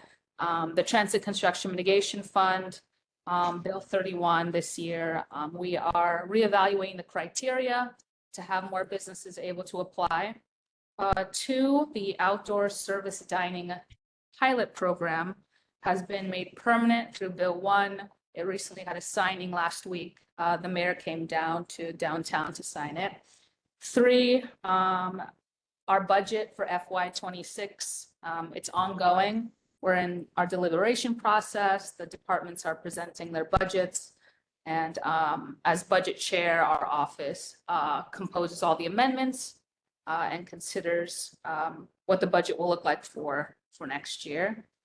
And then finally, for the Kalihi Valley area, there was a city installation of new rectangular rapid flashing beacons. And that was as a result of a program from DTS. So I'm here. Anyone has any questions? Oh, and sorry, one more thing. I added some sites for the summer fun. I don't know if you guys have access right in front of you, but sites on where the physical locations are, and then just the website that's organized by DPR. And then also I linked Bill 20, which is the RPZ bill, for anyone who wants more information on what that looks like. Okay, that's it, sorry. No problem. Are there any questions online or in person from the board? Seeing and hearing none. Are there any questions from the community online or in person? Mr. Rapati? So actually, you're the person that we're supposed to be talking about summer fun. No. I just tried to, as the conversation was going, I tried to be somewhat useful in linking sites that the Okay. board. I just wanted to clarify because we were just drilling the other guy. Like, Oh, no. okay. Yeah, I'm not the right person. But those are good questions, which I can also look into. So our office knows. But yeah. Thank you. Are there any more questions from Board of Community online or in person? And if not, I do want to thank you, Robin, for representing Lynn Robinson this evening. Have a good evening. Bye. You. Up next is state elected officials. First, we do have Governor Josh Green's representative. We are still pending an assignment, but I'm seeing if do you have anyone? I didn't get any notice, so we will table Governor Josh Green's representative if they're not here this evening. Up next is Senator Donna Mercado Kim, office Representative Kathy Mean, or representative is here this evening. But I think Kathy is online. Yes. Yeah. Hi, this is Kathy. Actually, tonight, our legislative assistant, Crystal Castillo, will be presenting the neighborhood, the community report. So I'll let her go ahead and start. Thank you. Okay. Thank you. Hello, my name is Crystal. I'm a legislative assistant in the office of Senator Donna Mercado Kim. With a month left before the legislative session ends on May 2nd, House and Senate bills are moving through key votes and conference committees are hard at work finalizing agreements. The pace is picking up as we're heading into the final stretch. We also take time to reflect and celebrate this season of hope and renewal, wishing you and your family a joyful Easter. The Kalihi footbridge, after safety concerns about a pedestrian footbridge located on Kalihi Street, were brought to the city's attention by Councilmember DeSantis Tam and Senator Kim. We're happy to see the necessary precautions have been taken. The bridge is closed indefinitely due to significant damage to its metal railing, and the city urges the public to avoid the bridge as it is now closed to pedestrians and bicycles. Tree trimming and vegetation overgrowth. We recently received several reports regarding trees that need trimming due to their proximity to electric lines. While Senator Kim is more than happy to reach out on behalf of her constituents to the Hawaii Electric Company to address these concerns, we want to ensure that you are aware of direct ways that you can report such issues. You can call 808-543-7836 or email trimrequests@hawaiianelectric.com. And additionally, I do want to let you guys know that the tax deadline is coming up on April 15th for federal taxes and April 21st for state taxes. Get free tax help with the Legal Aid Society of Hawaii Low Income Tax Clinic and volunteer income tax assistance programs. You can also find other lists of tax assistance resources on Hawaii Tax Help and Tax Aid Hawaii for more information. Senator Kim is thrilled to announce the release of a CIP request to fund essential construction to make Kapalama Elementary School ADA compliant, which is the Americans with Disabilities Act. $1,485,000 was released, and this project is a vital part of ensuring that all students can learn and thrive in a safe and accessible environment.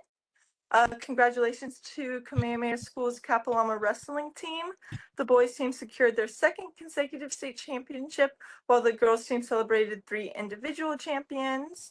And additionally, you can donate bikes for the 2025 Kalihi Apu'ua ride. Have old, broken, or unused bikes. Kokua Kalihi Valley welcomes bike donations that will be given to local youth for the upcoming ride.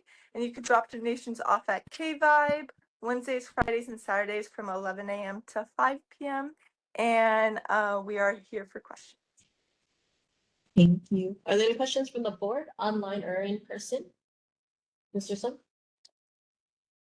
Could we give someone from the DOT to come and visit with us and explain to us about the speed camera?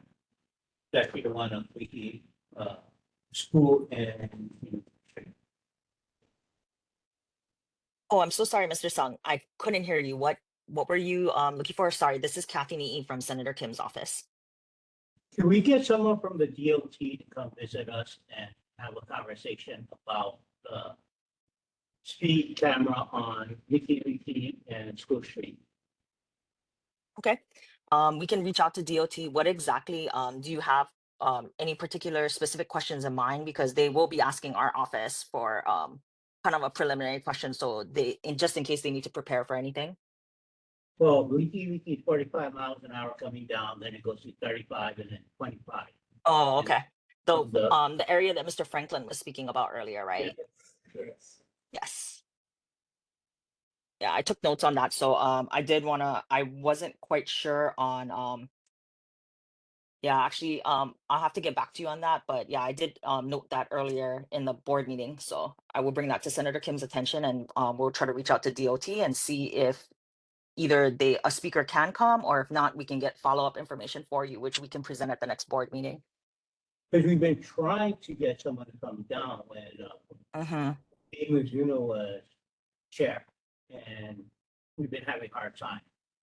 So we're gonna try to go through your office and Clayton's office. Making a request for them to come and talk to us. Well, we can see if Senator Kim can flex some of her muscle. Yeah. And then, The changes that Randy was discussing. So how that could be made. Or if there's anything else we could do besides the red light camera, that would be nice. No need regressive taxes, right? Oh, sorry, what did you say? We don't need any more regressive taxes in the state of Hawaii. homes. Well, not speaking for Senator Kim, but no taxes at all would be great, right? Yeah. Are there any more questions from the board? Mr. Gotti? So just pretty tight because I don't think you were here, right? So just this idea that maybe this is too low a speed limit for that spot, and how we can change that so it's more reflective of how people actually drive. Yeah, why would you go to 3 lanes highway for a town and put a 25-mile-per-hour limit? It's not nuts. Yeah, but that's how could we change that? Yeah. Yes, pass a resolution. Lorenzo? Yeah, and we'll do the same. Like, you don't need someone from future to come. We just gotta like work the legislative process. I was thinking like, I'm assuming it was 25 because there's an elementary school next to it. I'm assuming that was the reason. I thought I heard. There's no elementary school. There's, Are we talking about from Kalihi? No, on the corner, there's a school there. right. Yeah. But that's why we can reach out to get someone from the DOT to get more clarification on why they chose that or why they selected that speed limit. Confused now. As you cross Licky and Kalihi, and you're going past Camp Shopping Center to School Street, there's no school there. There's a corner of that school on that intersection. Oh, on the opposite side, but yeah, that's way on the other side. No, that's right on that. That's 35 miles an hour. That side is 35 miles an hour. The other side is 25 miles an hour. And as you approach, the problem is, I was stating that it's a speed trap. Yes. Because as you coming across the bend, going westbound down Leaky, crossing Kalihi, going towards school, it's only 200 yards. As you go into the bend, it changes to 25 signs. If you're 200 yards approaching the light, which means you're already on the speed camera radar, which means you will get a speeding ticket. That's what I was saying. It's a speed trap. And on the other side is 35. Why isn't this 35? Why is that 200 yards, 25 into the speed camera? That's the problem. Please write a resolution. Are there any more questions from the community online or in person? And if not, then I do want to thank you. Is this Crystal that presents me? Or yeah, Crystal. Thank you and have a good evening. Up next, we have Representative Ikai Kahasi, who is here in person. I'm sorry if I'm being able to hurt expressing my opinions. I haven't eaten anything. Okay. So, if there's anything else you'd like to talk about, I can also let me know. The legislature is moving into conference within the next week, which is where House versions of the bills and the Senate versions of the bills basically come in. Well, where both the House and the Senate look at the different versions of the bills and negotiate directly. What becomes law? It's law finally. So that's what Senator Kim and I are both going to be working with several weeks, and so the session is all in December. Are there any hot button issues that you'd like to? Anything that deals with progressive taxes, please don't pass. Do not do that. I mean, the cost of living is already expensive as it is. You increasing the taxes on us even more is going to be a financial burden to a lot of people. I've already had many conversations about what people, including with what they think is how the tariffs is going to be affecting them with their cost of living. You're just going to escalate everything even more.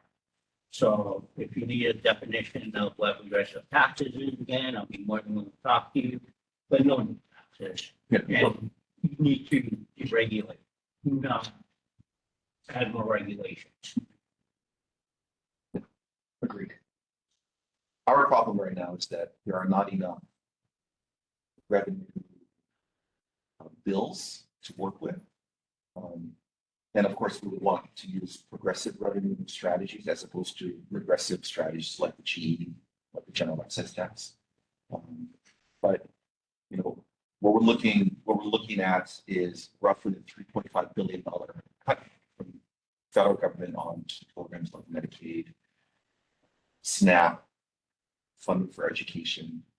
So I'm actually really interested in finding progressive revenue generation strategies that we can use to fund that shortfall. And what we're planning right now is a series of special sessions in the summer and in the fall. Once, it's timed so that it comes right after federal government, after Congress finalizes its budget. So we can see, okay, this is what the real shortfall is, and then figure out how to fund it. Yeah, it's no longer theoretical, it is a real. Exactly. It would be a real hole in our budget. Yeah, on revenue, I spoke about it before because I talked about the stadium over there that nobody's going to play in, that they want to put billions of dollars in. I'm finally glad to see that they are thinking about putting like hotel casinos over there to generate revenue, because people fly in from Asia and they fly in from here. And if they don't give away the complex and put two luxury hotels there as a casino, they can generate tons of revenue.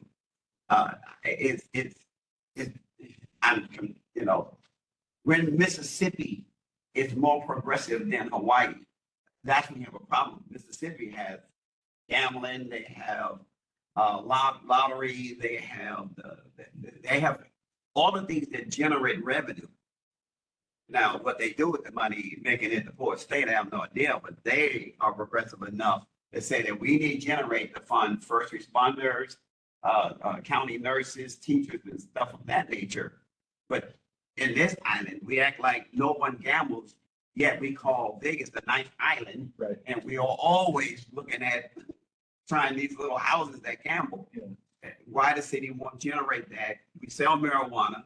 Why we're not in the lottery for about the last state that's going to join the lottery, and we won't have hotel casinos with concert venues in them like in Vegas to generate, because we have this island that generates so much tourism that if they fly in the airport and they go to the two luxury hotel casinos, which will support the stadium, because right now the stadium will never be cost neutral, because even if you build a stadium, we'll pay $5,000 to $6,000, $6 million a year just to maintain it.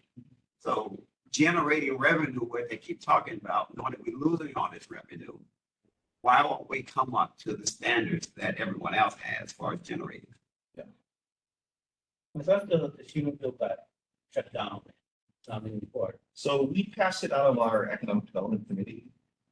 I'm not sure where that stuck after that. And I'm sorry, just to be clear, it was not a casino bill.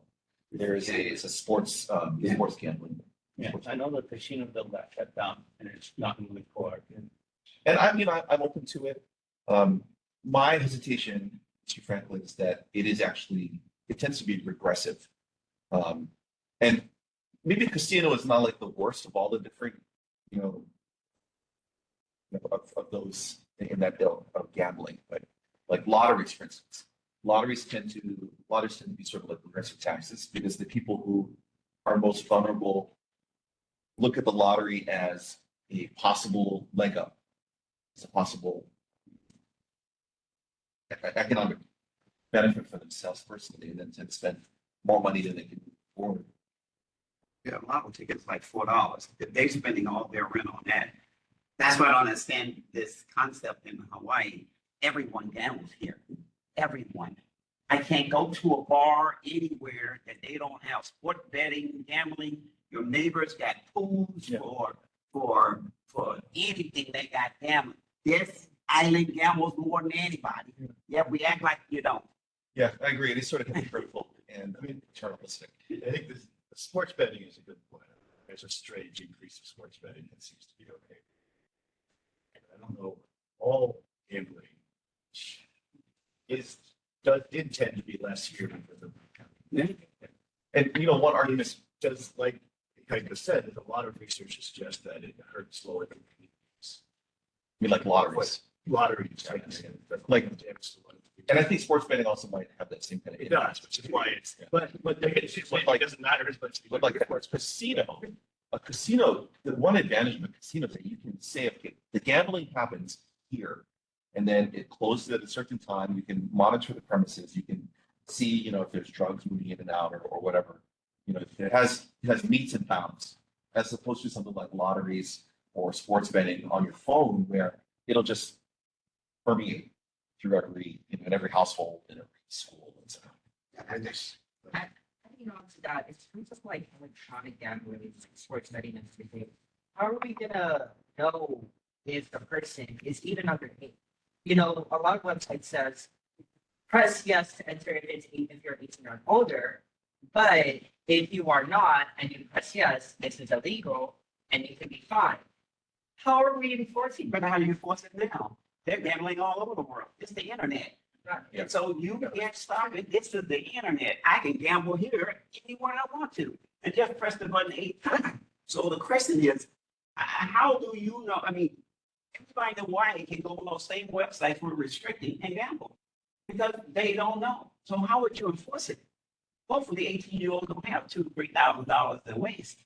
But my point is we're losing tons of revenue to fix the streets. And again, we can't get anything done in the community because they'll tell you that you get it done, but there's no money. We can't get signs. We can't get organization. They have no money for this. But my point is there's tons of revenue. We sell alcohol. We sell marijuana. We sell everything on this island right now. But yet they're saying don't gamble. Yet 2 hotels are designated in Vegas just for Hawaii gambling. It's just tons of revenue going. You can't control any vice that people have. If you're going to drink, you're going to drink. You want to smoke dope, take drugs, you're going to do it. Or shoot illegal fireworks. Whatever it is, illegal fireworks, that's ridiculous. They just need to triple the amount of the fireworks cost and go ahead and sell them. You can spend $10,000 to pop off fireworks on New Year's Day. Spend $10,000. Because what we're doing now is run around and circle on fireworks. It's a lost cause. So if you're going to sell them, make money off of them. Just charge an exorbitant price for them. And if you and your neighbors can go out and spend $5,000 popping off in the street, go pop off. But I mean, that's my teeth. Was there, I haven't been tracked, wasn't there a bill for recreational marijuana? I talked about too. Yeah, it died pretty early in the session. I mean, I would support that. Casinos. Yeah, I'm on that. Also generates revenue without, I think I've had addictive gambling, games where here because we don't have. It's a giant temptation for a lot of these people. And my point is we don't have the money to fund those programs. But I can see no end. Now you got the money to fund that programs for those who cannot control their gambling. Legal recreational marijuana also. Yeah. I just real quick, and then there's a couple of responses to Steve, but I'm on the record as being no vote on legal gambling. I'm sorry, not legal gambling, on legal marijuana. However, I did tell my colleagues at the legislature that I would be willing to vote yes if they were to, in the same bill, include automatic expungement and resentencing of anyone who's been convicted of cannabis use. What is your justification for the no vote? Just because my sense in the broader community is that it's quite unpopular in our district. So I'm just, I've started, I've talked to a lot of people, right, going door to door, and what I hear is predominantly opposition to legalize marijuana. It's not a scientific study, but it is my gut feeling. But what I told leadership is that I would be willing to take what I think is an unpopular position and support legalized cannabis if we also couple it with what I think is the just thing to do, which is to deal with all the individuals who have been convicted and are currently serving time because of what is now in a legal activity. To me, that's unfair. And my frustration with not vote. No, I was just going to ask, isn't less than an ounce legal? Yeah, that's right. There's already. So people can smoke dope already. We just not making money. Yeah. There's certain quantities and there's methods where you have a card and then you just go to Seattle. I'll tell you, the card thing, as someone who works in mental health, the card thing is terrible to get. I mean, medical marijuana, it's going to be medical. It should be a prescription like any other prescription. I mean, we have patients who have horrible reactions to marijuana. They're like, oh, no, I got a card. And, I work at a psych ward. The second most common substance use psychosis we get is for marijuana psychosis. So it's not a small percentage of the population who react that way. Well, but that, because so many people smoke marijuana, it's a surprisingly larger amount of the psych population. The psych ward that's big because, again, it's a small percentage that we have, but it's disproportionately represented because so many people smoke marijuana. That's right. So many people smoke marijuana. But anyways, so they get the card and then they have this like legal, you don't get a Prozac card, right? Oh, yeah. Just a bad reaction to Prozac, the doctor pulls the prescription, right? Should But be- bad reaction to marijuana, and it's like, oh, no. Oh, that's a good It's so stuff. silly. If it's medical, should I mean, but just let it be recreational. People have bad reactions to it. yeah, I'm sorry. I'll let Dana go first, because he had this hand great. Okay. I know I went to a couple of town halls, Yes. and Senator Mukai was the one who was speaking for them. Having lived in two states, Oregon and Washington, where casinos were controlled mainly by the reservation. I think if we do that for Native Hawaiian, maybe they could get their land back. So have them have a stake in it, so that give the land back to the Hawaiians. I mean, the stadium is nice. I mean, it's good to have it there, but if it can be run by the Native Hawaiians, and that they have to be like coming out of school, they have to be a percentage of Hawaiian for the casino. So it's giving that what we took away. It's some form of the point out. But that's why I see when I've been in Oregon, Washington, you can see coming into the reservation. That's where the control again. And the money could go for Hawaiian homes.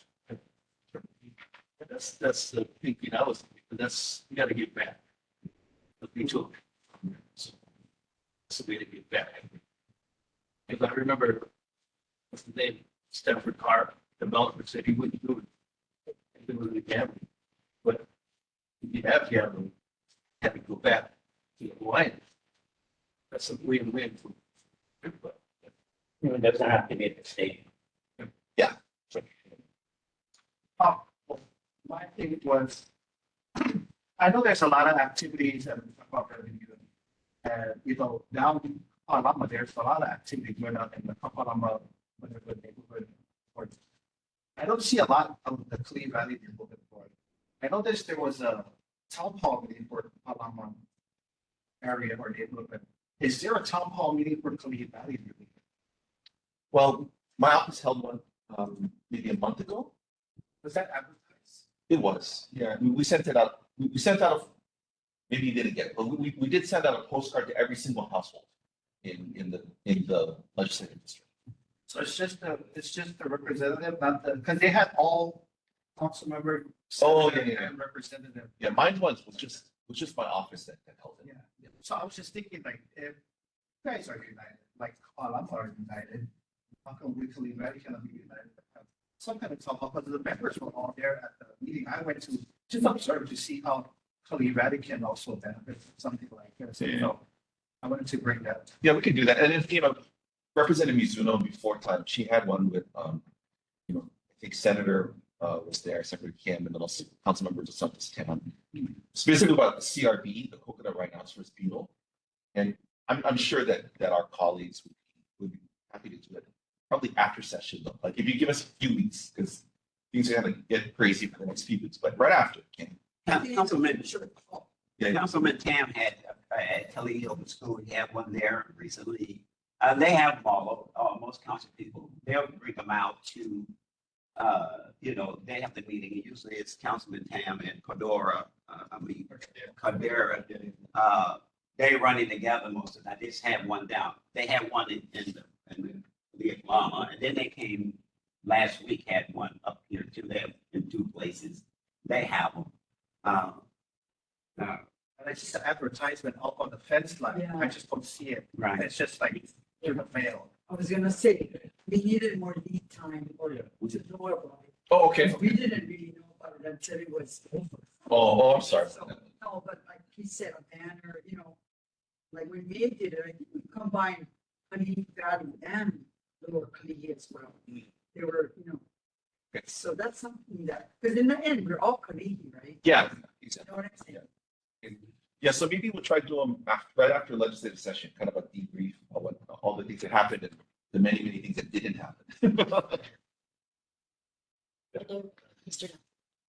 Just thought I'd bring up there was a conversation after the last. Yeah. About the revitalization. Yes. Oh, yeah, so I suggest that. Yeah, so I can share that just this past weekend, my office, we went and we painted out the graffiti on what's the number? But the blue and red building right across from the school. So we painted out the graffiti on that. And so now we're thinking about doing it at some of the adjacent properties as well. Then I also reached out to Dr. Babcock, who's the head of environmental services for the city and county, to inquire about why it is that there's no city and county trash service for that house right there at the bottom of, what's it, Lehua City Minute Street there. You know what I'm talking about? Right across from Long Island. Yeah. So that street right there, get plenty of trash in front.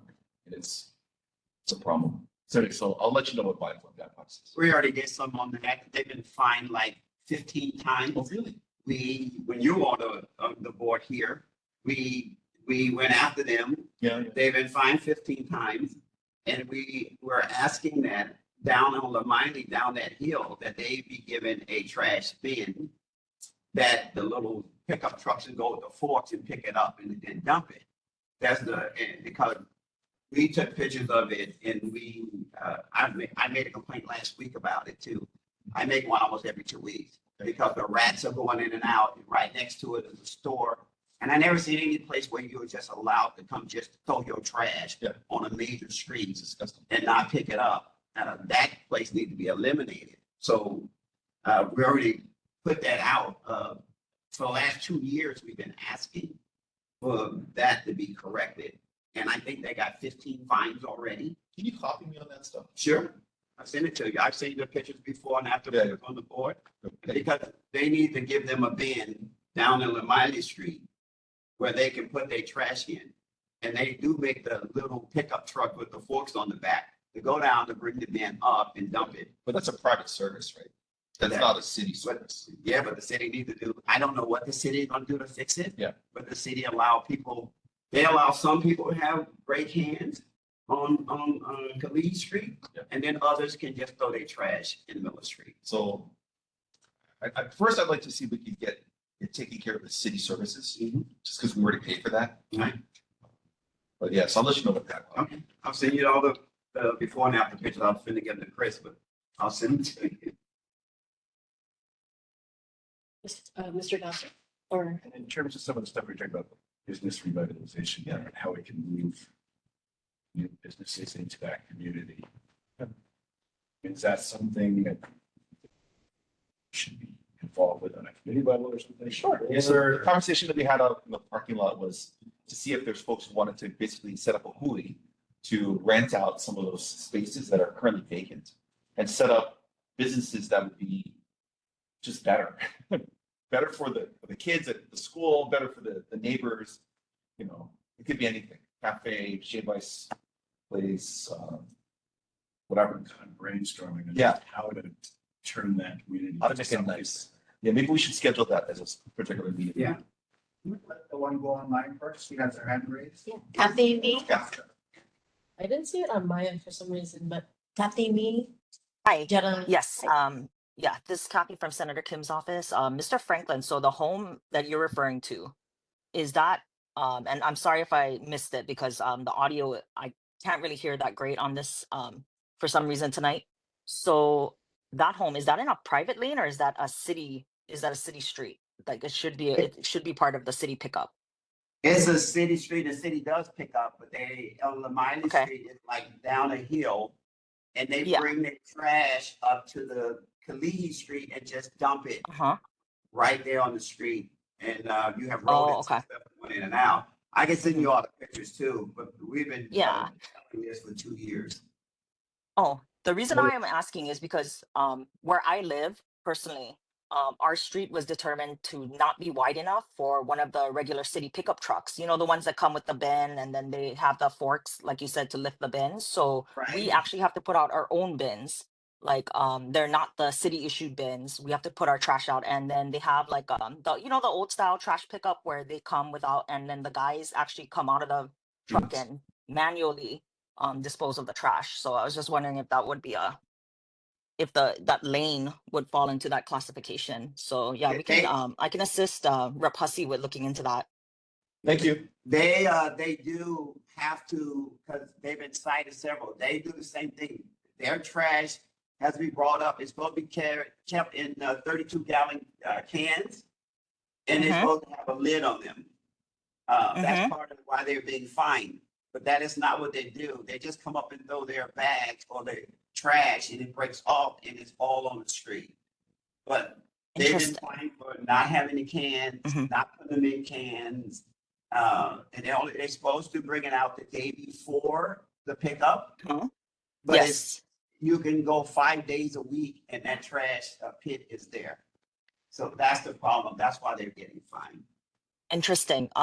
Just to add, like, I'm not sure, and I'd have to look more on the city rules because I did work with, so my area council person is Tommy Waters, and so I contacted the office for my own personal issue because of the fact that people weren't using bins; they were just leaving their trash bags out, and so his office had said that there were no rules about that required people to have bins. So that's something to look into. I don't know if that's a regional or like depends on the area for the rules. So that's interesting for me to hear on my part. No, it's a city rule. I'll send you the regulations. I have the Okay. regulations, and I will send you a copy of it. Oh, okay. I appreciate that. Thank you. Welcome. Do you have any sense of why that particular is attracting so much dumping? Well, it's just the people. It's just the people down in Miley, and they keep their trash until trash day, and then they bring it up the road and just dump it off. It's a platform that they built on private property that they bring their trash to, but the Miley is wide enough because a big city truck cannot go down there, but the city can issue them bins. And they're you see them all over the city, little pickup truck with the forks on the back. They go pick up the bin, and you could bring the bin up to a truck, and the truck can dump it, and then you can take the bin back. Instead of having the one with the parks that dump it in the bin, you have the ones that go around on Mondays and Thursdays that they actually physically throw it in. That could be added to the route instead of us trying to issue them a bin on Mondays and Thursdays when they do pick up with the they just pick it up. That makes so much easier than us trying to issue them a bin. Because they go all around there. They stop by my house. I throw up. I could probably fit like, I don't know, 5 bins worth of garbage. Every Saturday I take up and they take it, you know. So it's easier for them to do the manual pickup than us trying to get them a bin. That would make more sense. They see you pick it up. And then lastly, have you been researching the Delaware situation? Or you haven't started doing it yet? What's going on in Delaware? I represent the state of Hawaii. No, the Delaware conversation you and I had You have to remind me about this after I got some food. when I came to your office. Okay. Let's talk about this offline. Mr. Opati. I just wanted to ask, you know that big tree in the elementary school that has, is that you or is that someone else that oversees that area? I mean, They trimmed it last month. well, what's the problem? No, the reason why I'm bringing this up is because I think it was 20 years ago, there was a kid that mentioned how that tree is unsafe for them. Because it's too dark in that area. And there's a lot of, what he mentioned, because I remember this proposal that he had 15 years ago. It was unsafe for that. He was a 10 years old, 5th grader, and he proposed that if they could take the tree down because it's too dark for them when they're walking around at night. And so there's not enough lighting in that area. There's always, in his words, a lot of bad people in the area. So like the homeless, and those who are doing stuff that they're not supposed to do. So that's why I was trying to bring, like, is that you or is that someone else? So that's yeah, I mean, that's me kind of, but what I would say is instead of tearing down a tree, let's put some lights. Right. And let's deal with this undesirable situation in front of Long Island. Sure. Just let you know, we wrote a resolution about that already, asking for lights in Kalihi, motion lights in Kalihi Park, and we asked for cameras. If you put 3 cameras in Kalihi Park, where we showed they would be, it would not take away all the graffiti on the stores that we're talking about painting. It would protect that area under the tree. It would protect the walkway on the side of the wall in the whole park. But we already asked for that for the last 2 years too. So we asked for the lighting, the tree got trimmed. We asked for the cameras, which we just sent up again for the motion detector. That park is dark. And the people come over from that area over there into the park at night, prostitution, drugs, loitering, drinking. And we've been telling that. And then they graffiti the walls that he just painted, because I think graffiti's on them again. Already. So that's what the problem is. And if you're going to put things in those stores there, the first thing you got to think about is cameras and security and making those people believe that their stuff is safe at night when they're there. But there's an element at that park that we tried to address for the last 2 years. But we did do a resolution for it already, for motion cameras and lights that we sent to all our state representatives because how dangerous Kalihi Park is at night. Right, because I used to bring our youth members over there to the place. Now, at that point, where I can't bring them. As a board, we have sent out the resolution. We just sent it up a week ago or 2 weeks ago, but we've been trying for 2 years. So I kind of want to hold out hope that if put in some nice lights at the park, and if we find some nice businesses to occupy those spaces that are open late, like if it's a late night cafe or whatever, so there's people there. Right. It'll change the activities that are happening across the street of the park. Because the fundamental thing is that, places that are dark and that don't get a lot of eyeballs on them, those places attract undesirable activity. Because what those people want is to not be seen, right? So if we can put some people, using the cafe by La Mile, it's a nice lights at the park. I'm hoping at least that'll help. No one want to be around cameras, especially vandal-proof cameras. If you put them on this building facing in all directions, no one want to go near the building. And then you got night, and the park is lit up at night. But at 11 o'clock, they turn out the park light is pitch black. Yeah, to me that makes sense. Leave the lights on over there. Leave the lights on. But it returns. I think if we do put that cafe, that'll give the kids time to go to touring. Sure. Something in that cafe. Something. Yeah, exactly. Getting a third restaurant in our area would be nice. It would increase our tax base. I think there's already restaurants, at least there was before. I don't know if they're still there. No. The pink store. The pink store. But, oh yeah. I'm gonna feel kind of restaurant out there. So, are there other questions though for Representative Hussey? Just want to thank the neighborhood board for the resolutions. And so I wrote a official response now, so hand this over to Yes. To the author. Thank you for responding to the resolution. We put down. We've had 4 more that we're sending out. All right, let's wrap it up. Close the shop. Okay. Thank you. Peace. Now we're going to board business, which is approval of regular meeting minutes for Wednesday, March 12, 2025. Can I get a motion? Mr. Nulemaga moves. Are there any seconds? Mr. Franklin seconds. Are there any discussions about the meeting minutes? Seeing and hearing none, should we do just yeas or nays? All those There's no objections. in favor say aye. Aye. All those opposing nay. All those abstain. The motion is carried. Thank you guys so much. And last but not least, not last. It's just a chair report. I was just gonna repeat, or we put out the newsletter Thursday. I made sure to do it through the Kalihi Valley Neighborhood Board email that I created, And so if you guys want, you can email KVNB, I forgot what it was already, kvnbno.16@gmail.com. You can send an email saying you'd like to be put on the email list, and we'll put you for May. I also put it on the social medias as well, so you can also just check the links there. Just take it from what the sign is. Can we do it from off the sign-in sheet if we have your consent to? Do we have your verbal consent to take your email?